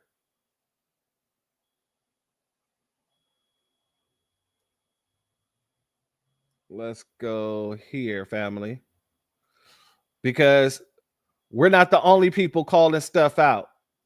We got everybody who's really on the square, who's really got their mind right, saying the same damn thing, whether they're black or not. Let's go here, family. Somebody needs to tell the pro-immigration people that it doesn't exactly look too good for your cause when you go and start riots and then hold the flag of other countries. You're not exactly going to win over the hearts and minds of America by stirring up chaos and basically making it look like you're advocating for another country, like some kind of act of war or something. I don't know. This was weird. Okay, guys, a lot to unpack here, but I want you to make something make sense about the LA riots because I can't make sense of it. For those of you who don't know, there are illegal undocumented immigrants that Donald J. Trump has ordered ICE to get deported back to their home country. Well, now everyone is so up in arms about it, which ironically, nobody was mad when President Joe Biden deported hundreds of thousands of illegal undocumented immigrants with no due process. And President Barack Obama did the same thing, deported hundreds of thousands of illegal undocumented immigrants with no due process. But now all of a sudden it's a problem and everybody's so angry about it. So let's just unpack this. Number one, they're burning down the city. That's illegal. You're already an illegal immigrant, so now you're going to commit an illegal act. And they're fighting the ICE agents, government agents. That's illegal. They dispatched the LAPD. They wanted to fight them too. That's also very illegal. So Donald J. Trump decided he was going to protect this country and send out the National Guard to get them to quit burning down the city. And they want to fight them too. Also illegal. They're also standing up, waving the flag of their home country that they're fleeing from, and saying them to America while burning the American flag, which is the country where they want to stay. Can someone make that make sense for me? Because if your country was so amazing, then why are you here? My take on this, pack it up and go home. You've had a great run. You have benefited off the taxpayer dollars for years at a time. You have gotten government benefits for free. You've gotten paid under the table, without having to pay tax. You've had a great run. I hope that you have saved that money because it will make a great start back in your home country. Also, on top of that, I saw Maxine Waters shaking her way downtown, walking fast, trying to defend undocumented immigrants. And what's so crazy is if they worked that hard to defend the American people, we wouldn't be in the shape that we're in today, where we have to deport hundreds of thousands of illegal undocumented immigrants, and we wouldn't have had to deal with inflation the last 4 years. It's just so weird to me how they can do that with a straight face. I don't think there's anything else for me to unpack here because you guys are going to have to make all of that make sense to me first. And not only did he dispatch the National Guard who they're trying to fight, I want to let you know, do you know that you have 30 minutes? Because he has released the United States Marine Corps who are sworn to protect this country from all enemies, foreign and domestic. And crazily enough, the enemies are both foreign and domestic at this point. So guys, pack it up and go home because these aren't the regular Marines. He has released the war dogs. I'm going to break that down for you. The winter soldiers are on their way. Bucky Barnes, Agent Rumlow, all the rest of them, they're on the way, darling. And they didn't come to talk. They didn't come to push. They didn't come to shove. They came to do a job. So just go ahead, pack it up. Your citizens gonna go home. And illegal undocumented immigrants, just go ahead and take that ride back home, pack your money tight, and start over. It's okay. You've had a great run. And I think that's it in a nutshell. You guys be good, and until the next one. I've been seeing so many people asking Asian creators to speak up about the whole riots in LA and all these deportation things. This is something that a lot of people don't understand. Asian people, we support the country. We support, the betterment of the country. We support that. So what is there to say? What is there to say? We support the deportations of illegals. It is honestly tiring because here's the thing. We want the country to be better. We want the country to be better. We want the country to, if you did it legally, if you stand in line, if you paid the price, right? You paid the money and all that, you did all the process, the paperwork, all the stuff, which usually most Asian people do. Why would we care about someone jumping in line, crossing the border and all this stuff? Why should we, be happy about that? The U.S. promised, or this presidency promised that they would deport illegal immigrants. They're doing that. Why are you crying? They're doing that. Why are you crying? Why are you crying? Why are you crying about it? This is a thing where, you see it like these immigrants are waving the flags of other countries, burning down the flag of the U.S., and then you think Asian people want to support that? No, they want to stay away from that. They don't want to be grouped in with these people. That's the thing. Asian people want to, focus on themselves and their community and their country. They don't want to be grouped in with these people. That's the thing. Asian people want to, focus on themselves and their community and their country. They don't want to be grouped in with these people. So really, stop asking Asian influencers to speak up about it, because you won't like what they say. You won't like what they say. So really, it's better off that they do the content that they're doing instead of, say things you don't like.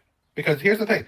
Asian people don't want to focus on the negativity and, say what they're really thinking. Deport, right? Deport illegal immigrants. Mm-hmm. What is there to say? We support the deportations of illegals. It is. Oh, so that's why y'all are looking at us to help y'all and not going over there to them. They voted just like the other Latinas for Trump. They support the mass deportation of your asses too. We're wondering, why are y'all looking at us? Why are y'all asking where we're at? And it's because you knew better. You knew not to waste that kind of time. Y'all know Black people have always been here, have always helped us out when we needed it, in spite of how we've always treated them, using the N-word, constantly being racist toward them. They were always going to come outside and risk their lives for us. Ha! That is so fascinating. Y'all knew not to go over there to them because they weren't going to do shit for you. Yeah, Black people, stay in the house. I'm about to make me a real cute snack. And then I'm going to sit in front of that widescreen TV that I pay for and binge watch me some Bob's Burgers. Family, we ain't having the nonsense. She said she gonna make her a real cute snack. I ain't heard that before. Is that like a little cupcake or something? She gonna make her a nice little pretty cupcake and watch what's going on as the world turns. I love it. Salute to Willie McKinley. Thank you for being here, family. Also, Christopher Ellis, thank you for being here, family. We ain't done. We ain't done. Because the family got some stuff to get off their chest. Lady said she stand with California. I said, cool. I stand for righteousness. I stand for America. I stand with the President of the United States of America. But if you stand with California, Karen Bass, and Governor Gavin Newsom, nuisance, then how about the whole state of California go right on ahead and secede from the union, please? Could you please secede from the union? And then you can have your sanctuary state, your sanctuary city. You can wave your little funky flags all throughout the streets, up and down, left and right. The View could be your news source. Taylor Swift can continue being your idol. You can continue worshiping Beyonce, Ellen and Rosie, and all of the rest of the Hollywood wannabe worship elites. You can even party with Diddy, honey. We won't care. Succeed from the union. Please succeed. Then all federal support will be withdrawn, and you can side them to the Gomorrah as you may. We won't care. You can open up those California borders and let them flood into your now country, your sovereign state. And all the little residents of California can take care of the illegals, okay? Around these parts, we gonna stand with America. But until you, your governor, your mayor, and all you wannabes succeed from this here union, then we're gonna bring some law back to the order. And some common back to the sense. Now, did you clock that T? Oh, sister, I clocked the T. I'm pretty sure if they could succeed, they would have done it already. Let's go here, family. Hello. Welcome back to Dispelling the Myths with Ish. We're going to speed her up a little bit. Ladies and gentlemen, a full Karenita. How are you guys handling this? Personally, quite well, thank you. Because I can't.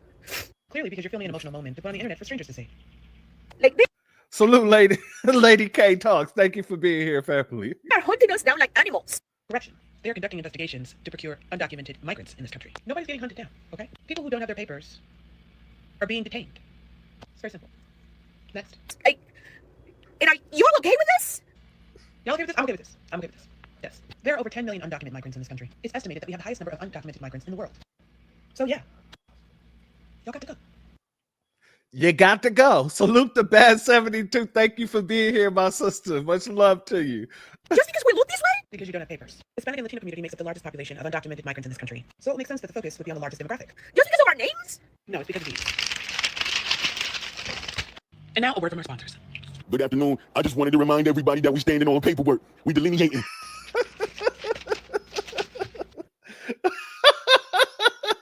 We standing on paperwork, family.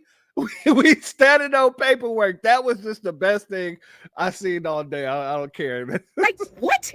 What? Okay. Yeah. I'm so angry. Like, there is so much rage. Do you have the same rage for the injustices happening in your homeland? Huh? I mean, do you have the same rage for what's happening to black people in America? Huh? If you have no concern for either of the two, but you're mad about deportations, I would say that your priorities are a little misconstrued. Don't you think?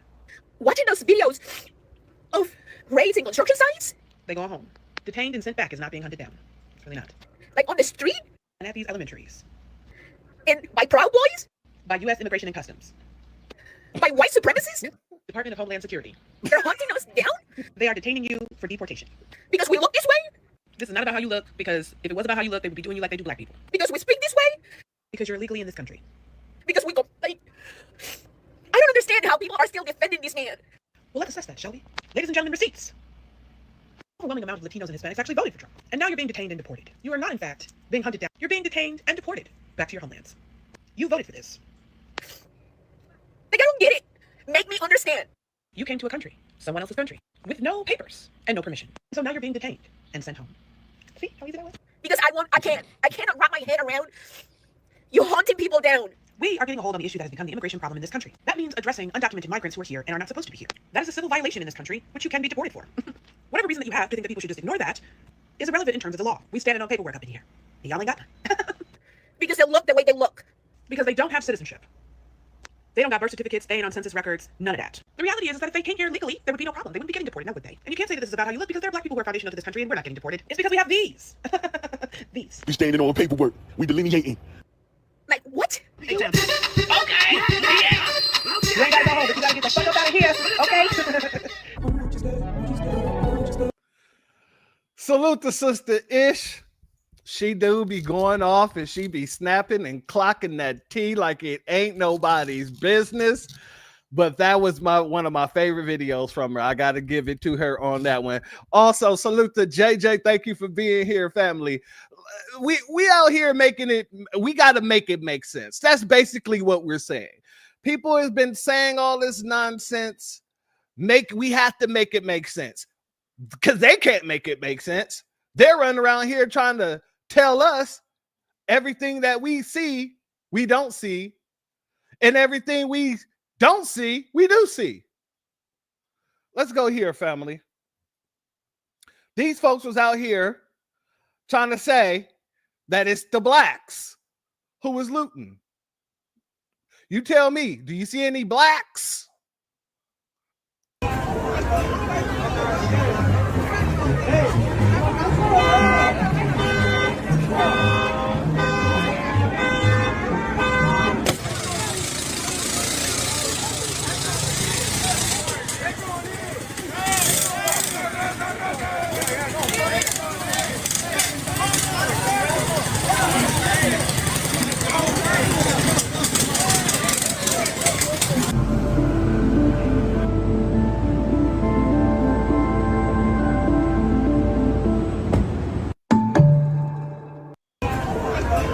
I didn't see none. Did you, family?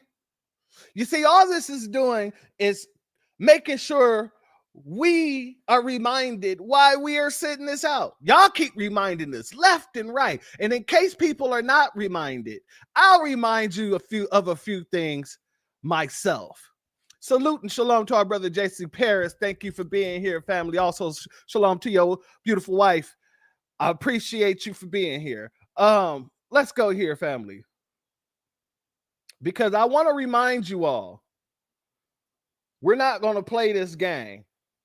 Why we ain't playing around with this black and brown? Because we know ain't no damn black and brown alliance. Ain't never been no black and brown alliance. Ain't never going to be no black and brown alliance. Let's go. Remember this? I've played this on one of my broadcasts a while back. The videos are hard to watch. The teenage victim's mother tells us that 5 to 7 Hispanic teens beat, stumped, and stabbed her 16-year-old son at Duckweiler Beach. When the doctor came, soon as we walked through the door, they was like, we didn't know if your son was going to live. And I just started crying. And I just went over there and held my son's head and told him, Mom, he's not going anywhere. Fortunately, the Hawthorne teen survived after several tense days in the ICU. He had a punctured lung, concussion, They had to put a tube through his chest to suck all the blood out. The mother says that on Saturday night on February 10th, her son had gone to see some friends at a party that had been promoted on social media. My son was helping a friend. He helped a friend like get her up off the ground, and then a guy just asked him like to stop, and then my son wanted to help his friend, and then the guy asked him did he want to fight, and my son didn't want to fight him. She says others then joined in stabbing him 3 times and leaving him with a concussion as they shouted racist and gay slurs. She tells us she considers this to be a hate crime, and based on the references the attackers made about a gang, she thinks this may have been a gang initiation. They were just calling him all type of names, and they were just kicking him all in his head and his face, stabbing him. She tells us videos of the attack have been... It definitely was no gang initiation, family. Mexicans don't initiate black folks into their gang. Salute to the ears that hears the truth. Appreciate it. Appreciate your Cash App. Your donation is blessed tenfold. Thank you for your contribution. Also, salute to Foundational Black. Thank you for being here, family. Yeah, let's get back here. Circulating in Hawthorne high schools and at schools in nearby communities. She believes these suspects go to these schools and now wants to move out of the area to protect her son. I'm still lost for words knowing that somebody did this to him, and they can still be out there looking for him. Well, the LAPD tells us that they are aware of these videos and the attack and say the investigation is ongoing. Now, a GoFundMe page has been set up to help out with medical and moving costs. You can find a link to it on our website, ktla.com. For now. All right, family. Let's go here. Black and brown, right? Black people. Nope. This is why, folks, I don't like motherfucking black people. I fucking hate black people, bro. You know why? Just now, a fucking nigger ran the fucking stoplight and looked at me like it was my motherfucking fault. Fuck all you Black Lives Matter fucking people. I don't give a fuck. Because y'all just want to make it seem like it's our fault or the white man or whatever the fuck it is. Bro, like, I don't give a fuck. Kill them all, bro. Kill them the fuck all. This is why. Okay, let's go here. Hashtag of like our pockets matter. Like we literally take care of these black people's families with our fucking tax money. Most of these motherfuckers take up all the jails, and then when they go to jail, they have like 10 fucking children, and then we have to fucking maintain their 10 children and with food stamps and Plan Aid and whatnot. And then they act like nobody cares for them. Oh my god, a sob story. These fucking niggers. If you want, I could give you a fucking handkerchief. Bitch. Hashtag of like our pockets matter.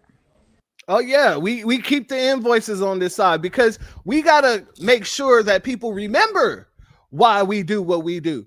Salute to Wild Williams. Thank you for being here, my brother. Because a lot of folks act like we have a very short memory span. We don't have a very short memory span. I hold clips and we put clips to the side. We put favorites on them. We not favorites. What are they called? Yeah, we'll favorite them, put them to the side for a while. Whenever something happens, we'll come right back to it because we know at some point in time, you're going to have these folks trying to come out and ask for our help. At some sort of time, you're going to have these folks begging us to get out there and do what they should be doing themselves. So yeah, we got to keep the invoices. We got to keep, as Lady K Talk says, got to keep the receipts. Got to keep them. Let's go here, family. Because a salute to our sister Nikki the God. This was Mother's Day, 2014. Gang members admit to firebombing black families in Boyle Heights, housing development. Where's the black and brown? Members of Latino Street Gang have admitted to carrying out a racially motivated firebombing attack on black families in Ramona Gardens housing development in Boyle Heights. Prosecutors announced Thursday. Yeah. Where is this black and brown? So we're calling it out. We're calling it out because we don't see it. Peace to the tribe. So there is no black and brown coalition. Y'all saw how Nuri Martinez felt. Y'all saw what Felix said. Felix said, let the Negro fight his own battles. His problems are not mine. I don't want to ally with him. That's how he felt about us. And I feel the same way about y'all. We don't want to ally with y'all, and we're not obligated to be y'all lifeboat. We're not obligated to be y'all life jacket. All y'all gonna do is attach y'all boat into our lifeboat and sink our whole ship. So no, we're not, there is no allegiance. There is no allyship. Y'all are anti-black. Y'all have a derogatory slur for black Americans. So how can we have a coalition? I didn't see no foreigners, no non-black Americans advocating for black Americans during the California Reparation Task Force hearings. I didn't see no foreigners advocating for black Americans for the California Reparations Task Force. In 2024, $64 billion was sent from the U.S. to Mexico. So over $60 billion is being sent from the United States to Mexico annually, every single year. Immigration has never been a friend of black Americans, and we are not obligated to be at no damn protest advocating for illegals to be in America and have rights that our ancestors paid for and created with blood, sweat, and tears. Salute to the brother. I gotta salute that brother because everything he said is absolutely on point, and it should be said whenever someone tried to bring it up. You bring up Felix and how Lulac disrespected black Americans every chance they got during the civil rights movement. Every damn chance they got, they was disrespecting foundational black Americans. So when he said he don't want to ally with us, yeah, cool. We don't want to ally with you, especially when it's your folks out here committing a lot of this crime that they're trying to put on our communities. Let's go here. We're not going to sit here and pretend there's some alliance when folks is running around here making it very clear to us that they don't give a damn about an alliance. They don't give a damn about anything but themselves. And if we're not doing what they want us to do, if they're not doing what, if we're not doing what they're asking of us, then yeah, they don't give a damn. So let's go here, family. These are folks on the streets. Same folks who's begging us to come out there and help them in the streets. They're on the streets disrespecting a black police officer. Cover, nigga. I'm fake, nigga. I know you do, dog. I'll spit on your plate. I'll put my dick on your plate, nigga. Fuck your family. Fuck your kids, nigga. That's how it is. I can't sleep comfortably because of you. He be fucking getting a whole fucking plate. He can't sleep comfortably because of the black police officer. Really? So it's not because of the fact that you came in the country illegally, you can't sleep comfortably. It's not because your parents or whatever came illegally and never got their paperwork right. It's because of the black cop. So yeah, you got to take it out on him, right? Fuck your family, fuck your kids, nigga. That's how it is. I can't sleep comfortably because of you. He be fucking getting a whole fucking plate. He be fucking expecting us to give us a whole fucking shit. That nigga right there. Do you go to Kava? Yeah, you do, nigga. Stop playing. Yeah, you do. Nigga, act like I don't know your fucking face. Stop fucking playing. Fucking talking about, can I get a fucking discount? Can I get a fucking this? Can I get a fucking that? That nigga right there. Point that shit at him right there. Point that shit at there right there. He doesn't look like he go to Kava though. You're going to know shit. Hell no. Hell no. He ain't going to that Kava. What's your favorite thing to order at Kava? Everything. Yep. And salute to our brother Torian, because like he says, I feel nothing for these people at all. Let's go here. So there's a video from the protest of some people talking to like ICE or whatever and calling them the N-word. They are not black. So I bring this up because I just saw somebody talking about the whole thing that Deontay Kyle said about, today is Black and Brown Pride and tomorrow I'm the N-word. It seems like it doesn't even have to be tomorrow. It can be while you're walking right next to them protesting. Salute to Nicole Jones. Thank you for being here, family. Yeah. You don't you're not really helping your cause. You're not helping your cause by being on the streets begging for foundational Black Americans to come out and help you. Where are the foundational Black Americans? And then when the video come out from one of your protests, you got the same people who's begging for our help cussing out a Black American, calling them the N-word and everything else, talking about F your family, F you, F your children. And that's how they really look at us. That's why their children goes around literally attacking our children, because we go around pushing this fallacy of a black and brown coalition. There would be no California, no LA without Mexicans. That's bull crap. LA was built off the backs of foundational Black Americans who migrated to California. Los Angeles was founded by a foundational Black American. What the hell are these people talking about? And I love Tupac, R.I.P. to Pac. But playing Pac's music, thinking that that's going to be an overhaul, Pac, I love Pac, but like I said, Pac was adopted into California culture. Pac was adopted into California culture. So he don't know that California, Los Angeles more specifically, was founded by foundational Black Americans. I'm pretty sure he didn't. And if Pac was alive today, seeing the way that these people treat us, oh, Pac could be riding on y'all too. Because he was Black first. No matter what the situation was, Pac was a foundational Black American and he was Black first. So don't think that Pac will ride with y'all just because of the fact that he said it wouldn't be LA without Mexicans. Let's go here, family. It wouldn't be LA without this.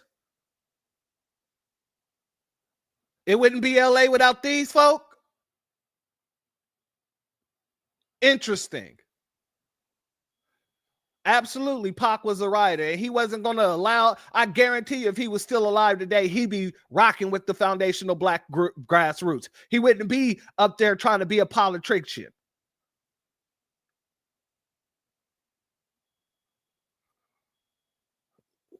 Family, I want to make sure this does not go over anybody's heads because, like I said, pushing this Black and brown nonsense, all that does is endanger our children. But all this does is show you all of these protests, all it's doing is showing the world that the discrimination against foundational Black Americans is real. So when we go out to get these jobs, when we go out to apply at these locations and we don't get hired, but some Hispanic dude does, some Mexican dude does, all it's showing is that systematic discrimination that's put into place, not just by the American government, but by these people when they get into the position of power. Let's go here, family. These ICE raids, they prove one thing, that these Latinos are practicing systemic discrimination. Systemic discrimination. It's not like people don't want to work at these jobs. It's just that Latinos only hire Latinos. That's what, when you see all these raids at these job work sites, 100% of them are Latinos. And like I stated, not to sound like a broken record, but they're not hiring nobody else. That's whites included. There's no white people there. There's no Asian people there, and there's no Black people there. And these ICE raids are happening in the most diverse cities in this nation, from Miami to New York City, Tallahassee, Los Angeles, Chicago. I could only imagine how many people were discriminated against that applied at these particular jobs just because they weren't Latino. And these are also other marginalized groups that's being discriminated against. And when it comes to Black Americans, you already know how it is. The discrimination, sometimes it's systemic racism also practiced against Black Americans. And to add Latinos in there with their race, with their discrimination, systemic discrimination. Family, we're at a point in time where we ain't taking it from anybody. And when I say taking it, I mean anything. We got folks who are going out there making sure these protesters know this not only got nothing to do with us, but it's a disrespect to even consider your plight anything close to ours. I'm telling you right now, if somebody's a black person, guess what I know? I know a black person, somebody who comes from Colombia.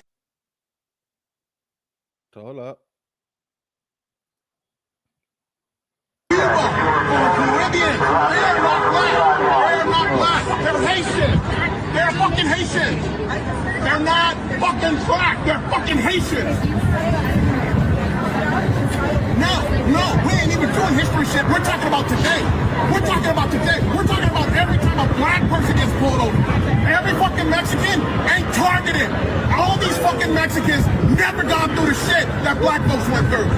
And they got the fucking nerve. And hold on. And they got the nerve to talk about they built this country. Those bitches wasn't here in the beginning. So I don't want to hear shit about. No, but it's not about us against them. But when you fuckers, even your ass, comes out and makes this an issue, that's what we gotta look. This is what we gotta look at it in this. You see this white person? You see your ass? This is what black folks. Hey, no lies spoken there. He was making sure that everybody knew that these people are not black when it comes to the culture of what blackness is. These folks don't understand what the hell we've gone through, or understand, or even care to understand what we've gone through as foundational Black Americans. And if they do, they don't give a damn. They just want to eat. Leech. So I 100% agree with the brother for going out there and standing on business, because God dang it, there's a lot of nonsense going on when it comes to what's happening out there, and a lot of narratives being pushed. And they think that just because you got somebody who's black out there, that is a foundational Black American. But we're more and more, no matter where we go, we're telling people who are not from here to go and screw a damn donkey before we let them treat us any kind of way any longer. Let's go here. No, I'm gonna say what I want and then I'll fucking leave. I am so sick of you foreigners coming to my fucking country and treating me like shit. This is my country. You are a foreigner on my fucking land. You fucking racist. You motherfucking racist. You piece of shit.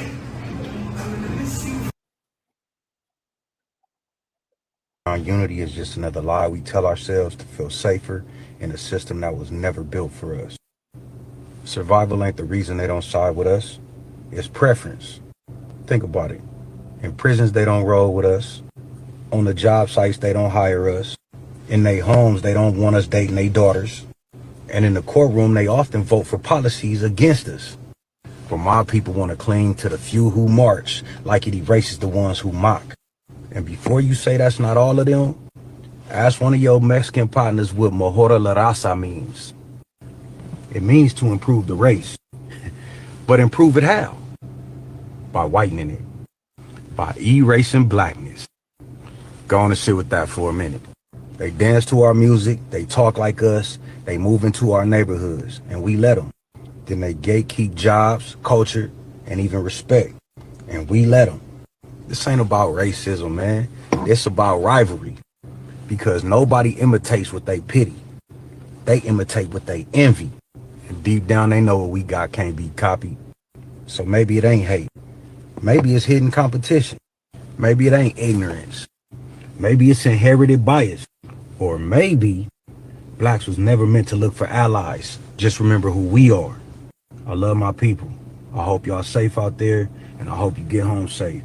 And y'all have a good day. What if Family, that brother just said a mouthful. Pause. He just kept it 100, and he says something that is very intriguing.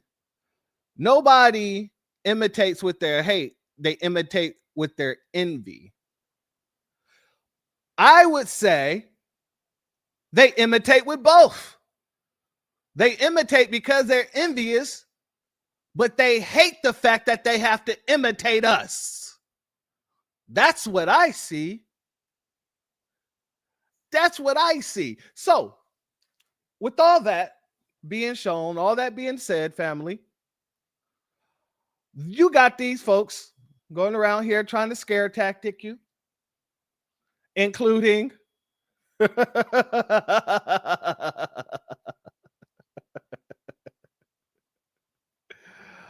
oh, Meth Out Kelly. You got Meth Out Kelly here trying to say, hey, when they're done with these folks, they're coming after you next. To my black brothers and sisters out there that are the ones that are posting all this, oh, we just gonna mind our business. And I saw somebody earlier making t-shirts of like a group of like 6 black people, black men and women, sitting on a bench texting on phones while the country is burning up behind them. Let me explain something to you guys. Let me explain something to you. When they get done with the brown people, they'll be coming after you. And if you don't think that's true, you got another motherfucking thing coming. This is bigger than you, okay? Because let me explain another thing to you. You sit back and watch millions of brown people be kidnapped and removed from this country. When they do come after you, there's gonna be nobody left to stand up for you. And when they're coming after you, how are you gonna feel when people are sitting on the sideline like, oh, we just gonna mind our business? Fuck all this other dumb shit. Man, no. It's not the time for that. Power to the people. It's time to come together. Malibu's Most Wanted. Absolutely. comment. It makes me vomit. That's my responsive. Oh, Jesus Christ. Don't be hating. Don't be hating. These are the people, they are relegated to sending these people out, family. Because we ain't dealing with these folks. We standing on our square, ladies and gentlemen. And another thing that they're doing, another tactic that they're doing, they're sending out mother lovers who are saying, well, black folks are sitting this out because of the fact y'all didn't vote for Kamala. I bull stuff you not. Salute to our sister Aisha. Thank you for being here, family, and thank you for the super chat. Your donation is blessed tenfold. Someone else, our brother Armageddon, thank you for being here, family. Who else came in? I seen somebody else slide on in here. Oh, our sister Priscilla Taylor, thank you for being here, family. But they got folks going out now talking about, hey, black folks, leave black folks alone because y'all didn't vote for Kamala. Let's go here, family. You broke our trust. November 5th, you broke our trust. If we go outside, things are going to escalate. And we don't trust that you're going to stick around. We understood the assignment. We knew what was going to happen. We tried to tell you that it was going to happen. And then November 5th came, and you guys did not show up. We think you're going to leave us hanging. We know you're going to leave us hanging. We don't trust you. So stop telling us that we need to be united. Stop telling us that we need to support you. All right, that was her. Let's go here, family. I'm so tired of seeing Latinos blame black people for the ICE raids right now. Like, are you serious? You really have the audacity to say that black people need to step up. But guess what? They have been. Black people show up for us all the freaking time. At protest, online, speaking up for us when no one else will. And half the time it's not even their fight. But yet, still, here they are. And yeah, maybe some are tired, maybe some aren't showing up like they used to. But they have every right to feel that way. Because they've been warning us about this for decades. About white supremacy, about the police state, about how none of these people were ever going to protect us. They've stood next to us while our kids were being locked in cages, while our families were being ripped apart. And what did we do? We didn't even do the frickin' bare minimum, which was vote for Kamala. Almost half of the Latino vote is Trump, and somehow the only people we're demanding to step up is Black people, who had the highest voter turnout for Kamala than anybody else. Are you serious right now? And then we keep bootlicking the same frickin' people who try to destroy us. The same people who wouldn't spit on us if we were on fire. But that's who you want to align yourself with? That's who you want to impress? Y'all don't even have this freaking energy for Latinos for Trump, or the millions of people who didn't even vote, or I don't know, half of the white people that voted for Trump. So get yours together and stop scapegoating the only people that ever had our backs. Now, family, in some shape or form, I do agree with some of the things she was saying about the things that we've done for them. But you ain't about to make it seem like we're not going out there for you guys because of the fact that you guys didn't show up for Kamala. That's spearing the net. That's like spinning the narrative that makes me believe that you guys are going to try and run Kamala again and say, remember what happened last time y'all didn't vote for Kamala. So I have to make sure that I came out and addressed the situation at hand. Let's go here. What did we do? We didn't even do the frickin' bare minimum, which was vote for Kamala.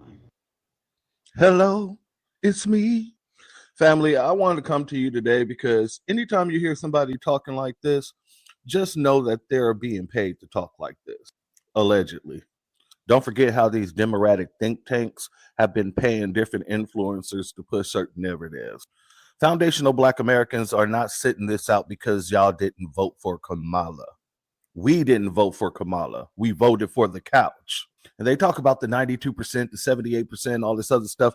That's out of the people who voted. Doesn't mean we all went out and voted for Kamala, because we didn't. More than 20 million people set their ass on that couch. And that's why she lost, because we didn't show up. But if that's the case, why are you sitting this out? Because we're tired of the disrespect from each and every one of these groups. We're out here fighting for reparations and a transformative Black agenda, as well as an anti-Black hate crime bill. And these people are our biggest oppositions. Oh, you guys just love to blame the white man. Pick yourself up by your bootstraps. You're lazy. You're lazy.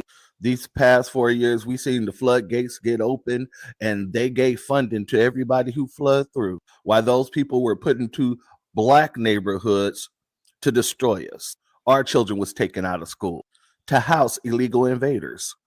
Our recreational centers were shut down to house illegal invaders. Crime in our communities went up because we were housing illegal invaders. And all while we were dealing with this, y'all was just sitting there saying that we're complaining, we're lazy, we're just mad we're not getting the jobs. All this nonsense.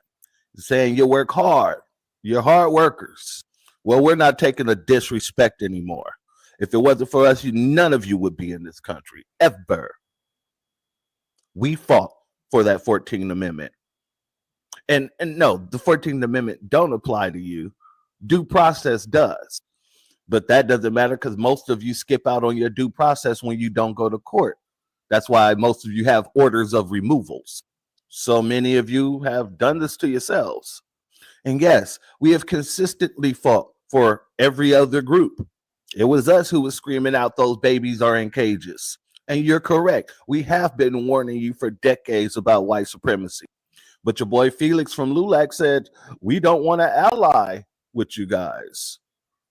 Let the Negro fight his own battles because y'all was too busy fighting to be included in the whiteness. So why are we sitting this out? Because it ain't got nothing to do with us. We got our own fight that you guys been hindering for decades. And the few people that are out there with you, they're not foundational Black American. Most likely they're immigrants too, or they come from an immigrant background. But as of the descendants of American freedmen, we're at home. So no, it is not because of the fact that you didn't vote for Kamala that we're sitting this out like you so stupidly said. It's because it's not our interest to go out there. It has nothing to do with us. Okay, bye. Salute to Nicole Jones. Thank you for being here, family.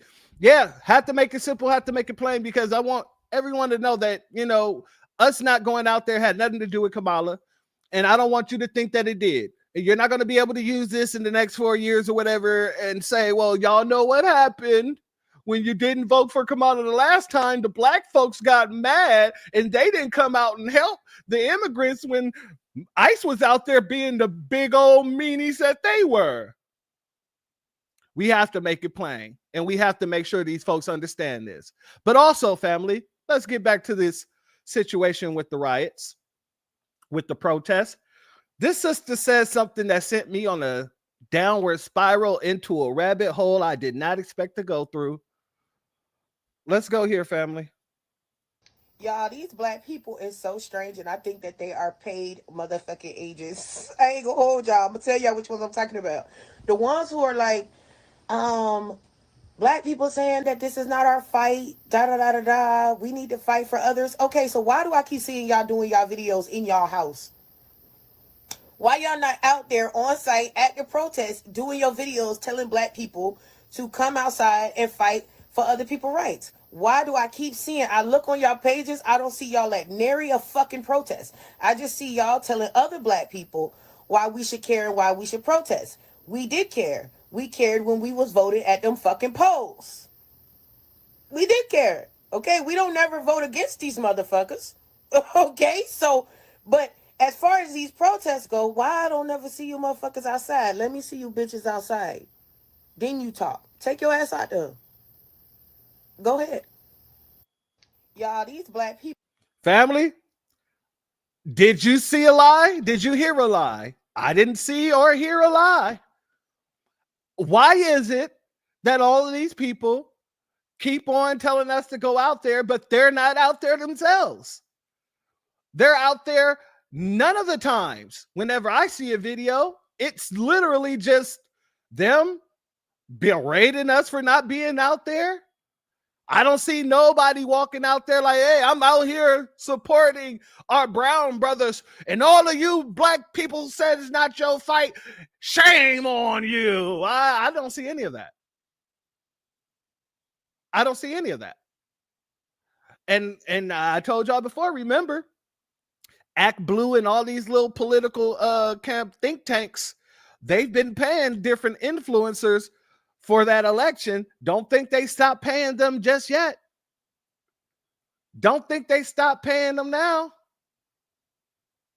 I want to go here, family, because then I came across this clip here.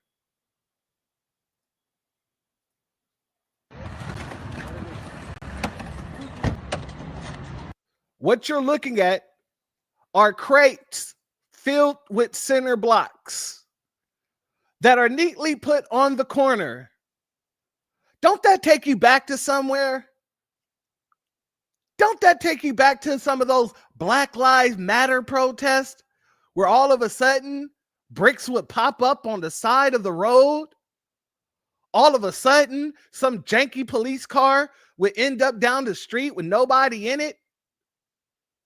Because this took me back. This takes me back.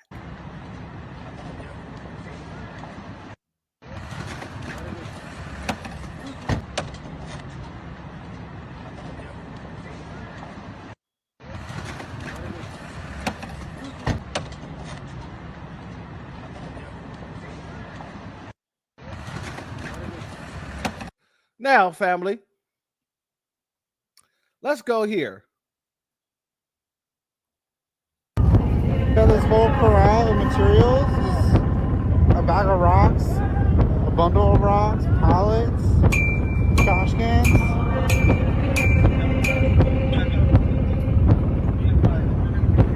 Huh. Cinder blocks. What the fuck? These streets come riot ready or what?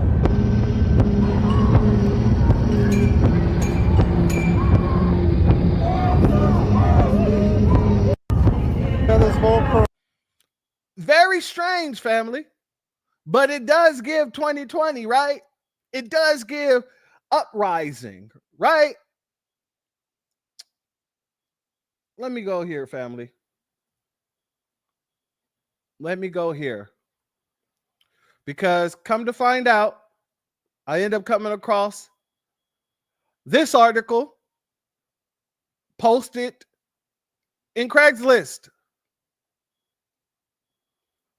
Looking for the toughest badasses in the city of Los Angeles. Private. Seeking extremely tough, brave men for a new crew I'm building. Compensation $6,500 to $12,500 per week. We are forming a select team of the toughest dudes in the area. This unit will be activated only when the situation demands it. But you get paid every week, no matter what. High pressure, high risk, no room for hesitation. We need individuals who do not break, panic, or fold under stress and are basically all around kick-ass dudes.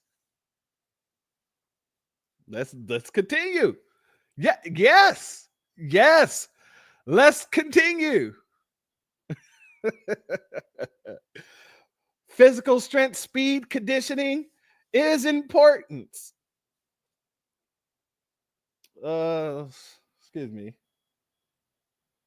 I'm not sure if it's Hut Menta. I don't know. I can't see it. That one's kind of blurry there. Toughness is enough. If you are not the biggest guy in the room, but you are the one people follow when things go down or go hard, go bad, excuse me. That's who we're looking for. Oh, that's right. I can enlarge it. There we go. We're recruiting those who are already hard, badass, and ready for confrontation when necessary. However, we can train you if necessary. What we're looking for: mental toughness. You keep a level head under pressure. You don't panic. Bravery. You face danger head on. You don't hesitate. Now, family, when I saw this, I was like, this sounds real oppish. And then I had to look at it from both angles. Okay, well, maybe they're trying to put together a group that will combat the rioters.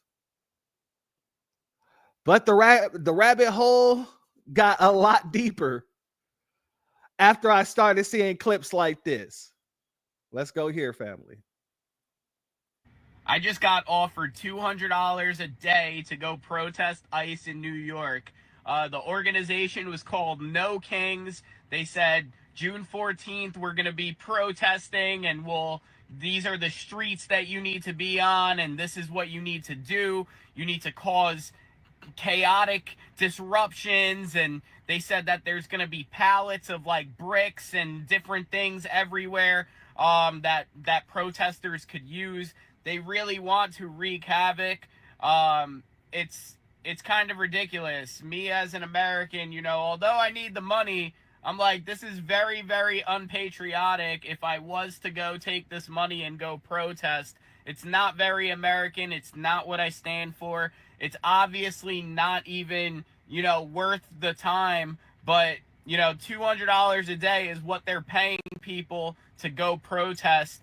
The corruption is up here because it goes way beyond these organizations. They want to destroy America, and people like me that need money are gonna go do it. I'm not gonna go do it, but people are gonna go do it. They're gonna go destroy, the city and cause chaos.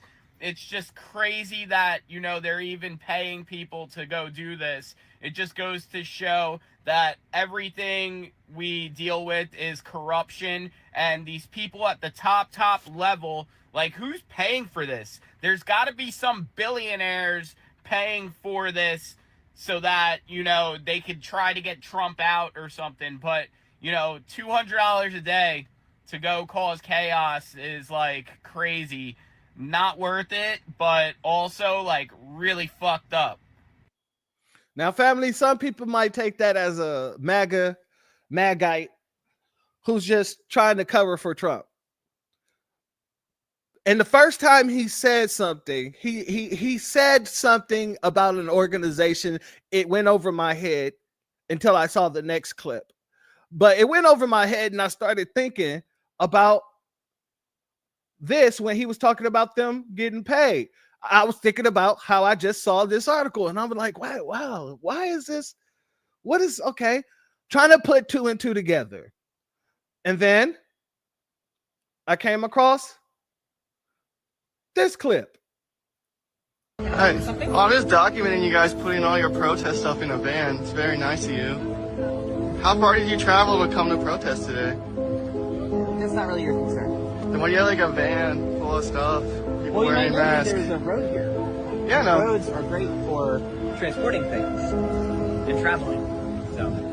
Just, I can videotape on a sidewalk, so. No, I'm gonna stop you from videotaping it. Yeah, I'm not gonna interrupt you guys. I'm just trying to understand. Just interested. You guys are putting everything in a van, and you're getting really mad about it.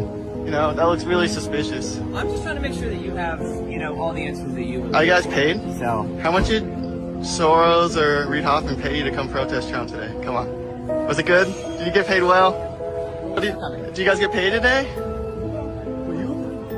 Are you sure? You're positive? Oh, you don't want me to get the license plate? Why? Why? Because I don't know. If you guys are like a legitimate grassroots, you shouldn't be worried about it. But someone's funding you, clearly.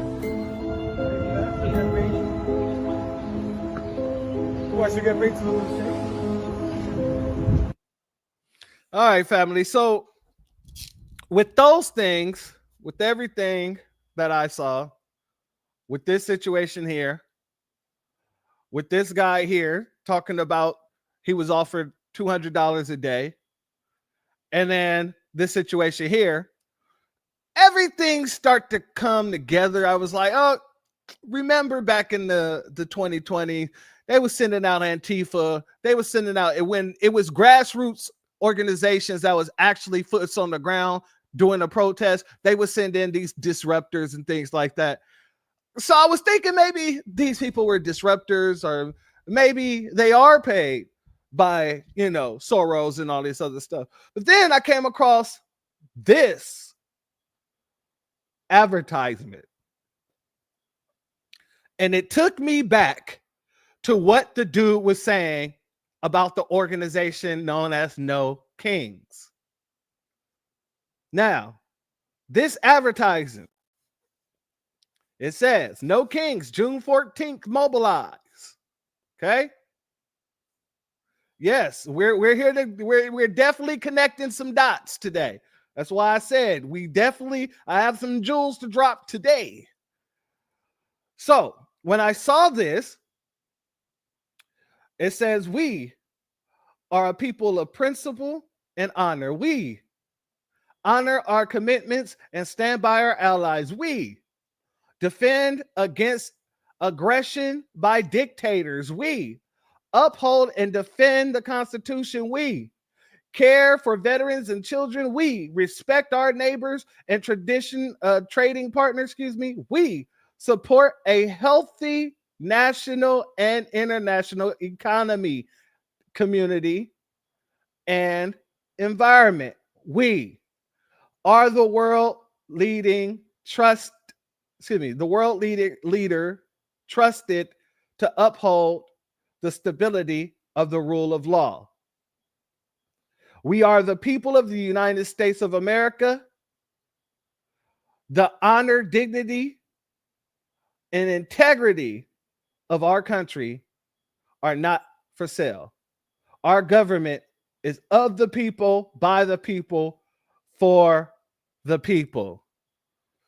Family, when you zoom in on the bottom, paid for by Christy Walton. Who is Christy Walton? Well, Christy Walton, billionaire, heiress of Walmart.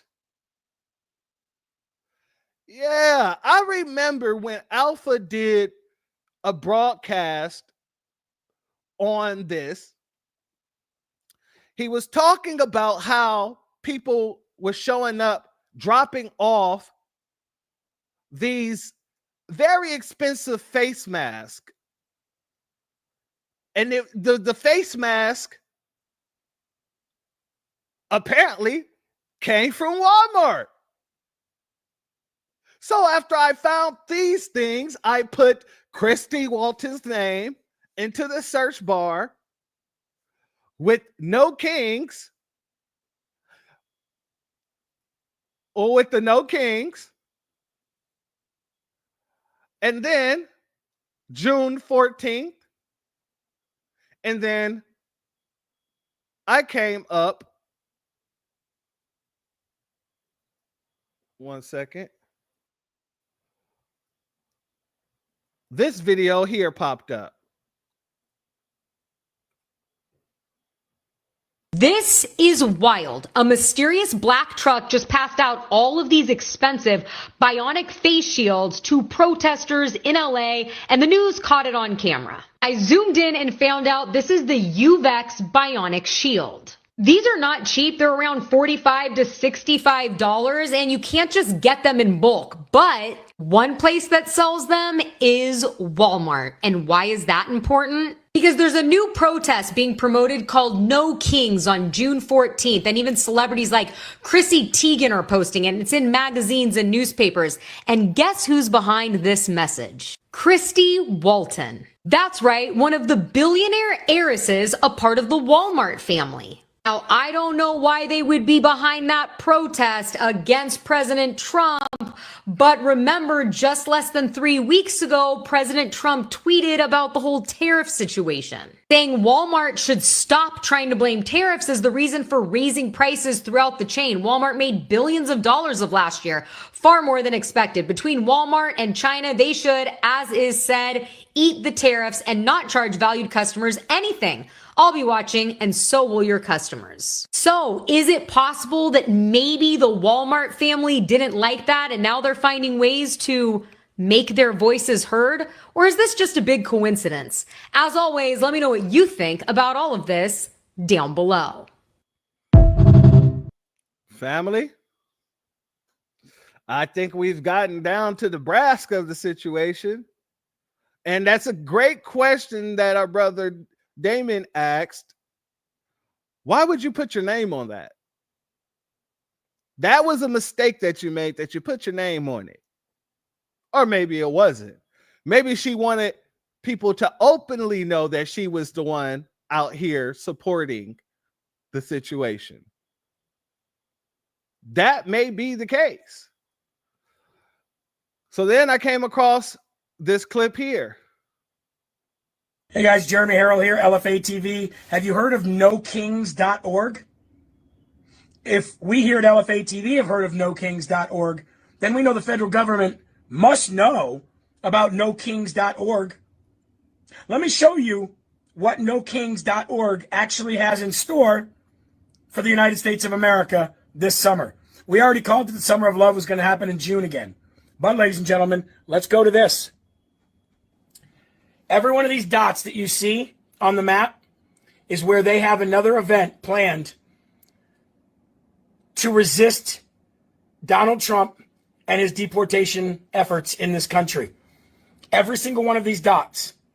Now, if we scroll down here, it says, in America, we don't do kings.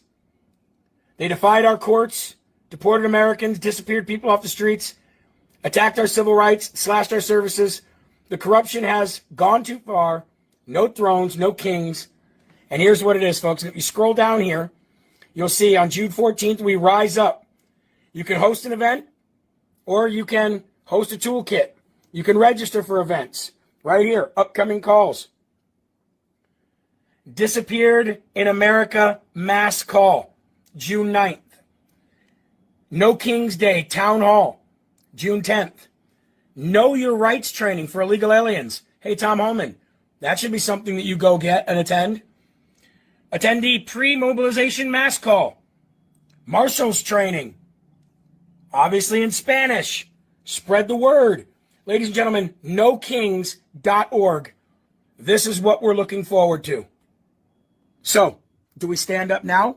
Does the federal government go and attend to this and stop this where it's starting? Because we know that Chirla and Act Blue are funding it. Democratic activist arms of their party. NoKings.org. Spread the word. Shut this site down and stop the organization of World War III in our own country. Time to crack skulls. For more on that, you can go to lfatv.us right now or rumble.com/LFA. We are live all day, every day. And if you want to follow me here on Instagram, please do so, but share to your stories. Let's get the word out. NoKings.org. So, family, this protest has been promoted by all kind of people, including people in Hollywood. Hell, what's her name? Jodie Sweetin, the middle daughter from Full House, was even spotted out there on the streets, and she was trying to be incognito, but somebody blew her cover. But yeah, she was even spotted out there. Let's go here. From Full House. Can you get a shot to cut? Can you get a shot to cut scene? What? Me, shot to cut scene. Me. I love Full House. Full House, yeah. I love your movie. Yeah, be careful out there to the fire here. Be careful. Okay, yeah. Yeah, that shit is tough. Is that her? That's Jodie Sweetin from Full House. Can you get a shot to cut? Can you get a shot to cut scene? What? Me, shot to cut scene. Me. I love Full House. Full House, yeah. I love your movie. Yeah, be careful out there to the fire here. Be careful. Okay, yeah. Yeah, that shit is tough. Is that her? That's Jodie Sweetin. And then, family, because anytime I see actors on the ground with the black grassroots, I know that there's probably an agenda going on. And that's not even the black grassroots. So you could be certain that there's an agenda going on. Family, why should we have a loyalty to people who don't have a loyalty to us? Why should we get out in them streets and deal with this nonsense? Because we're seeing that this is bigger than this is bigger than us. This is beyond our pay grade. This is beyond our pay grade. When you got people funding it like this. And then you got freaking bricks showing up on the corners. Big ass containers of bricks.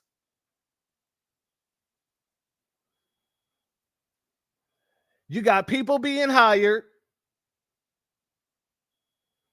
This is beyond our pay grade. So, family, I'm going to have to tell you, don't you take your ass out there. Tomorrow, we're going to see what happens. We got Israel attacking Iran. But tomorrow, we might see something that may be rivaling that news. That's just my opinion. I see a lot of trouble starting tomorrow. But I feel good that I know for certain none of my foundational Black American brethren or sisterin will be out there. And those folks who are being paid and all that other stuff, let's just see what happens, see where it goes. But I want to end with this. We shouldn't have an allegiance to anybody, especially when they don't have an allegiance with us, but especially when they don't have an allegiance to themselves. Let's hit this last segment, family. OG self-hating Mexican. Cesar Chavez was an OG self-hating Mexican. I know that in the US they try to teach you that this guy was a hero, that he was pro-immigrant, blah, blah, blah. If this guy was alive today, he would have voted for Trump and would have voted to put kids in cages. Check out this video. We're speaking of the legal ones. You know, we don't want Mexico to export its poverty to us. The citizen is out of a job because of the wetbacks. They're coming in by the thousands, just unbelievable. Well, there's an awful lot of illegals coming in by the hundred, by the thousands. Some of the schools are 100% illegals, outright, openly, with no attempt to disguise it. Man, no wonder that Tejanos love this guy. And here's the best part. His grandfather, who he is named after, crossed into the US illegally from Mexico during the 19th century. And even funnier, here in Mexico, we don't see him as a good person. Here in Mexico, we see him as a traitor, as a sellout. Here in Mexico, we teach him for what he really was, a sellout. But anyways, guys, I know that in the US, they want you to think this guy is a hero, but far from it. Anyways, let me know what you guys think. All right, family. Cesar Chavez was a traitor to those folks, he said. Okay. Salute to Bad. Thank you for your Cash App, my sister. I appreciate your donation, and your contribution is blessed tenfold. So they don't even like each other at this point. I'm be honest with you. Like I said, they have no loyalty to each other. Why should we believe that we should get out there due to some sort of loyalty? Let me show you another instance where they have proven they don't have any loyalty to each other. So one of the Hispanic people, one of the Mexicans that was out there, had a price put on his head for $50,000. Let's see what happens, shall we? Let's see what happened.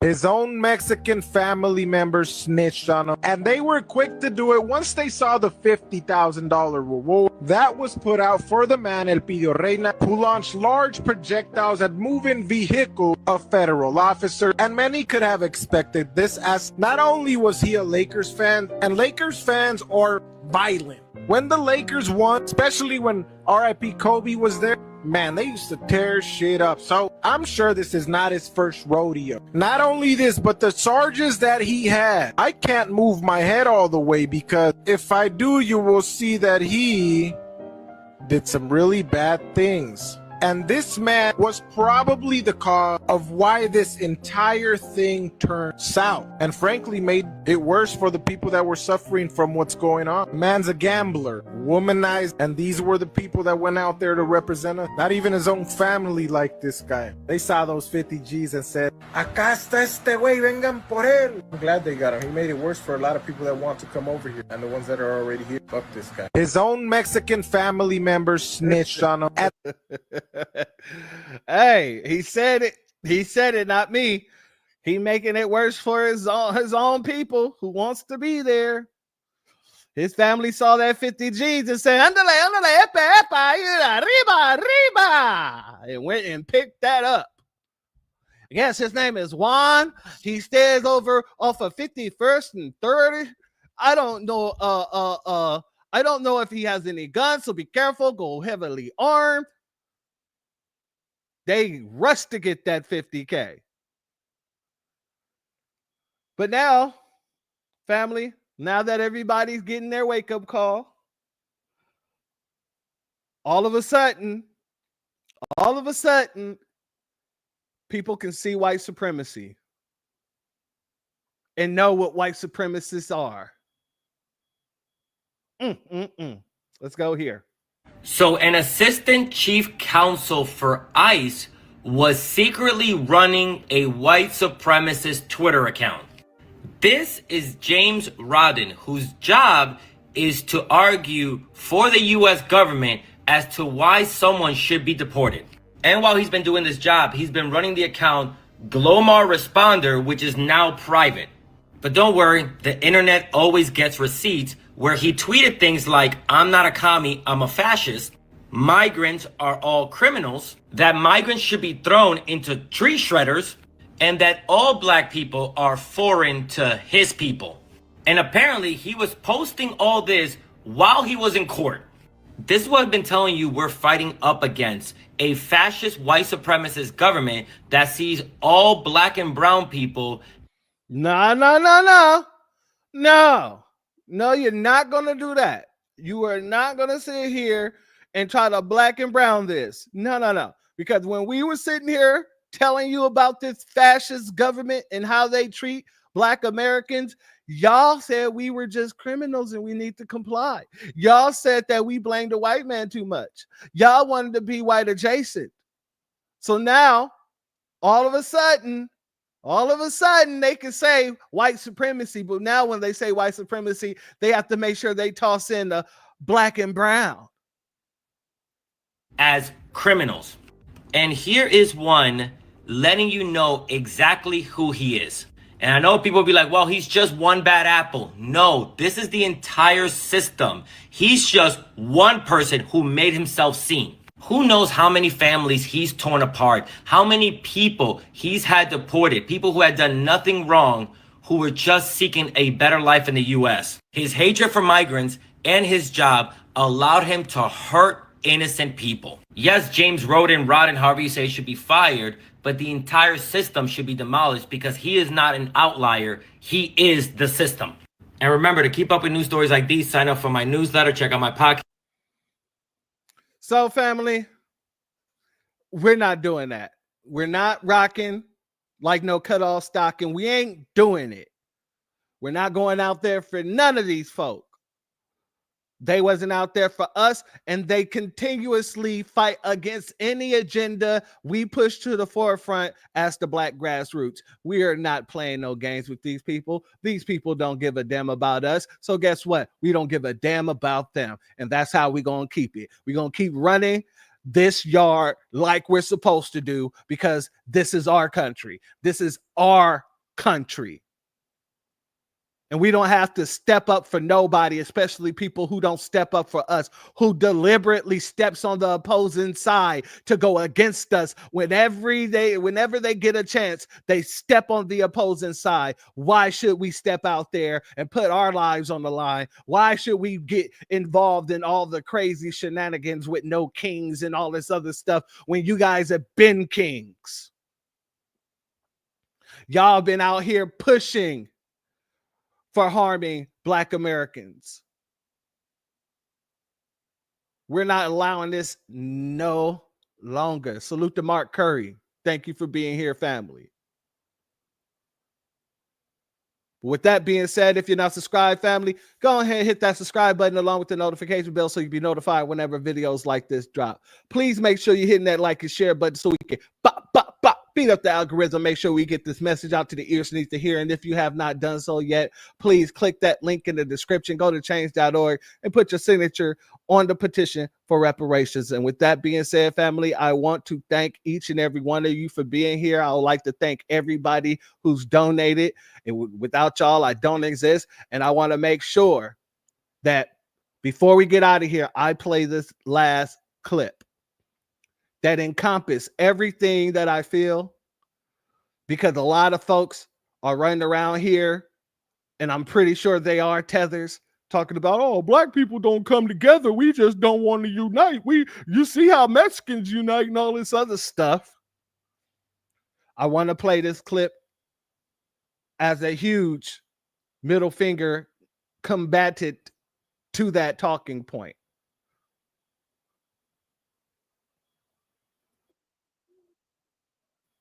1 second, family.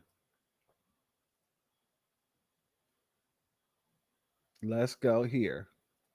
This is what we're doing while y'all talking all that nonsense that black people don't unite. Even though what you're seeing right now with black folks staying home is us uniting. The Most High told us to stay in the house, and guess what? Yeah, we all agree. See, we work on that spiritual level. We work on that spiritual level. So when the Most High come and talk to us, we know spiritually what to do. We don't even have to talk to each other about it. We just spiritually agree. And you just see us falling out of the paint. But when you're not seeing us, when you think we're not coming together, we're coming together, but we're just coming together to do things like this nowadays. Who's Billy go easy? Ooh, eat what you got. Ooh, who's Billy go easy? Oh, don't you choke, girl. Ooh, who's Billy go easy? Oh, who's Billy go easy? Break it up, break it up. Ooh, who's Billy go easy? Bad, bad, bad. Who's Billy go easy? Who's Billy go easy?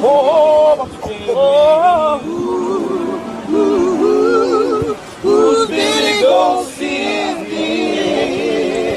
Right here. Open it. Shout out to those brothers. I don't know if that was Anthony Hamilton or not, but shout out to Anthony Hamilton anyway. I got love for that brother. But the way that man said, bad, bad, that had me in tears right now, family. We out here living our lives. We're coming together, line dancing, harmonizing, and we're enjoying ourselves. That's one thing that we've always had to learn how to do. That's what a lot of people don't understand, that within our struggle, we've created greatness. Within our oppression, we was able to create happiness. Even on the slave plantations, we was able to come together and dance and sing and love on each other. So when it comes down to whether or not we know how to unify, throw that out the window, family, because we're coming together. It's just not in the way they want us to come together. We're not coming together to run to the aid of anybody else, especially when they're not running to the aid of our people. We're not coming together to protect anybody else's group. You got to hold your own nuts. We're not coming together in order to fight against a system that you now have a problem with, when we've been calling out that system for decades upon decades upon decades. We're not here for none of that. What we're here for is to enjoy ourselves and to watch the ancestors get the retribution and reparations that we seek. And until then, y'all gonna be on your own. And that's what it is. I'm gonna play this one more time before we get out of here. Who's Billy go easy? Ooh, eat what you got. Ooh, who's Billy go easy? Oh, don't you choke, girl. Ooh, who's Billy go easy? Oh, who's Billy go easy? Break it up, break it up. Ooh, who's Billy go easy? Bad, bad, bad. Who's Billy go easy? Who's Billy go easy?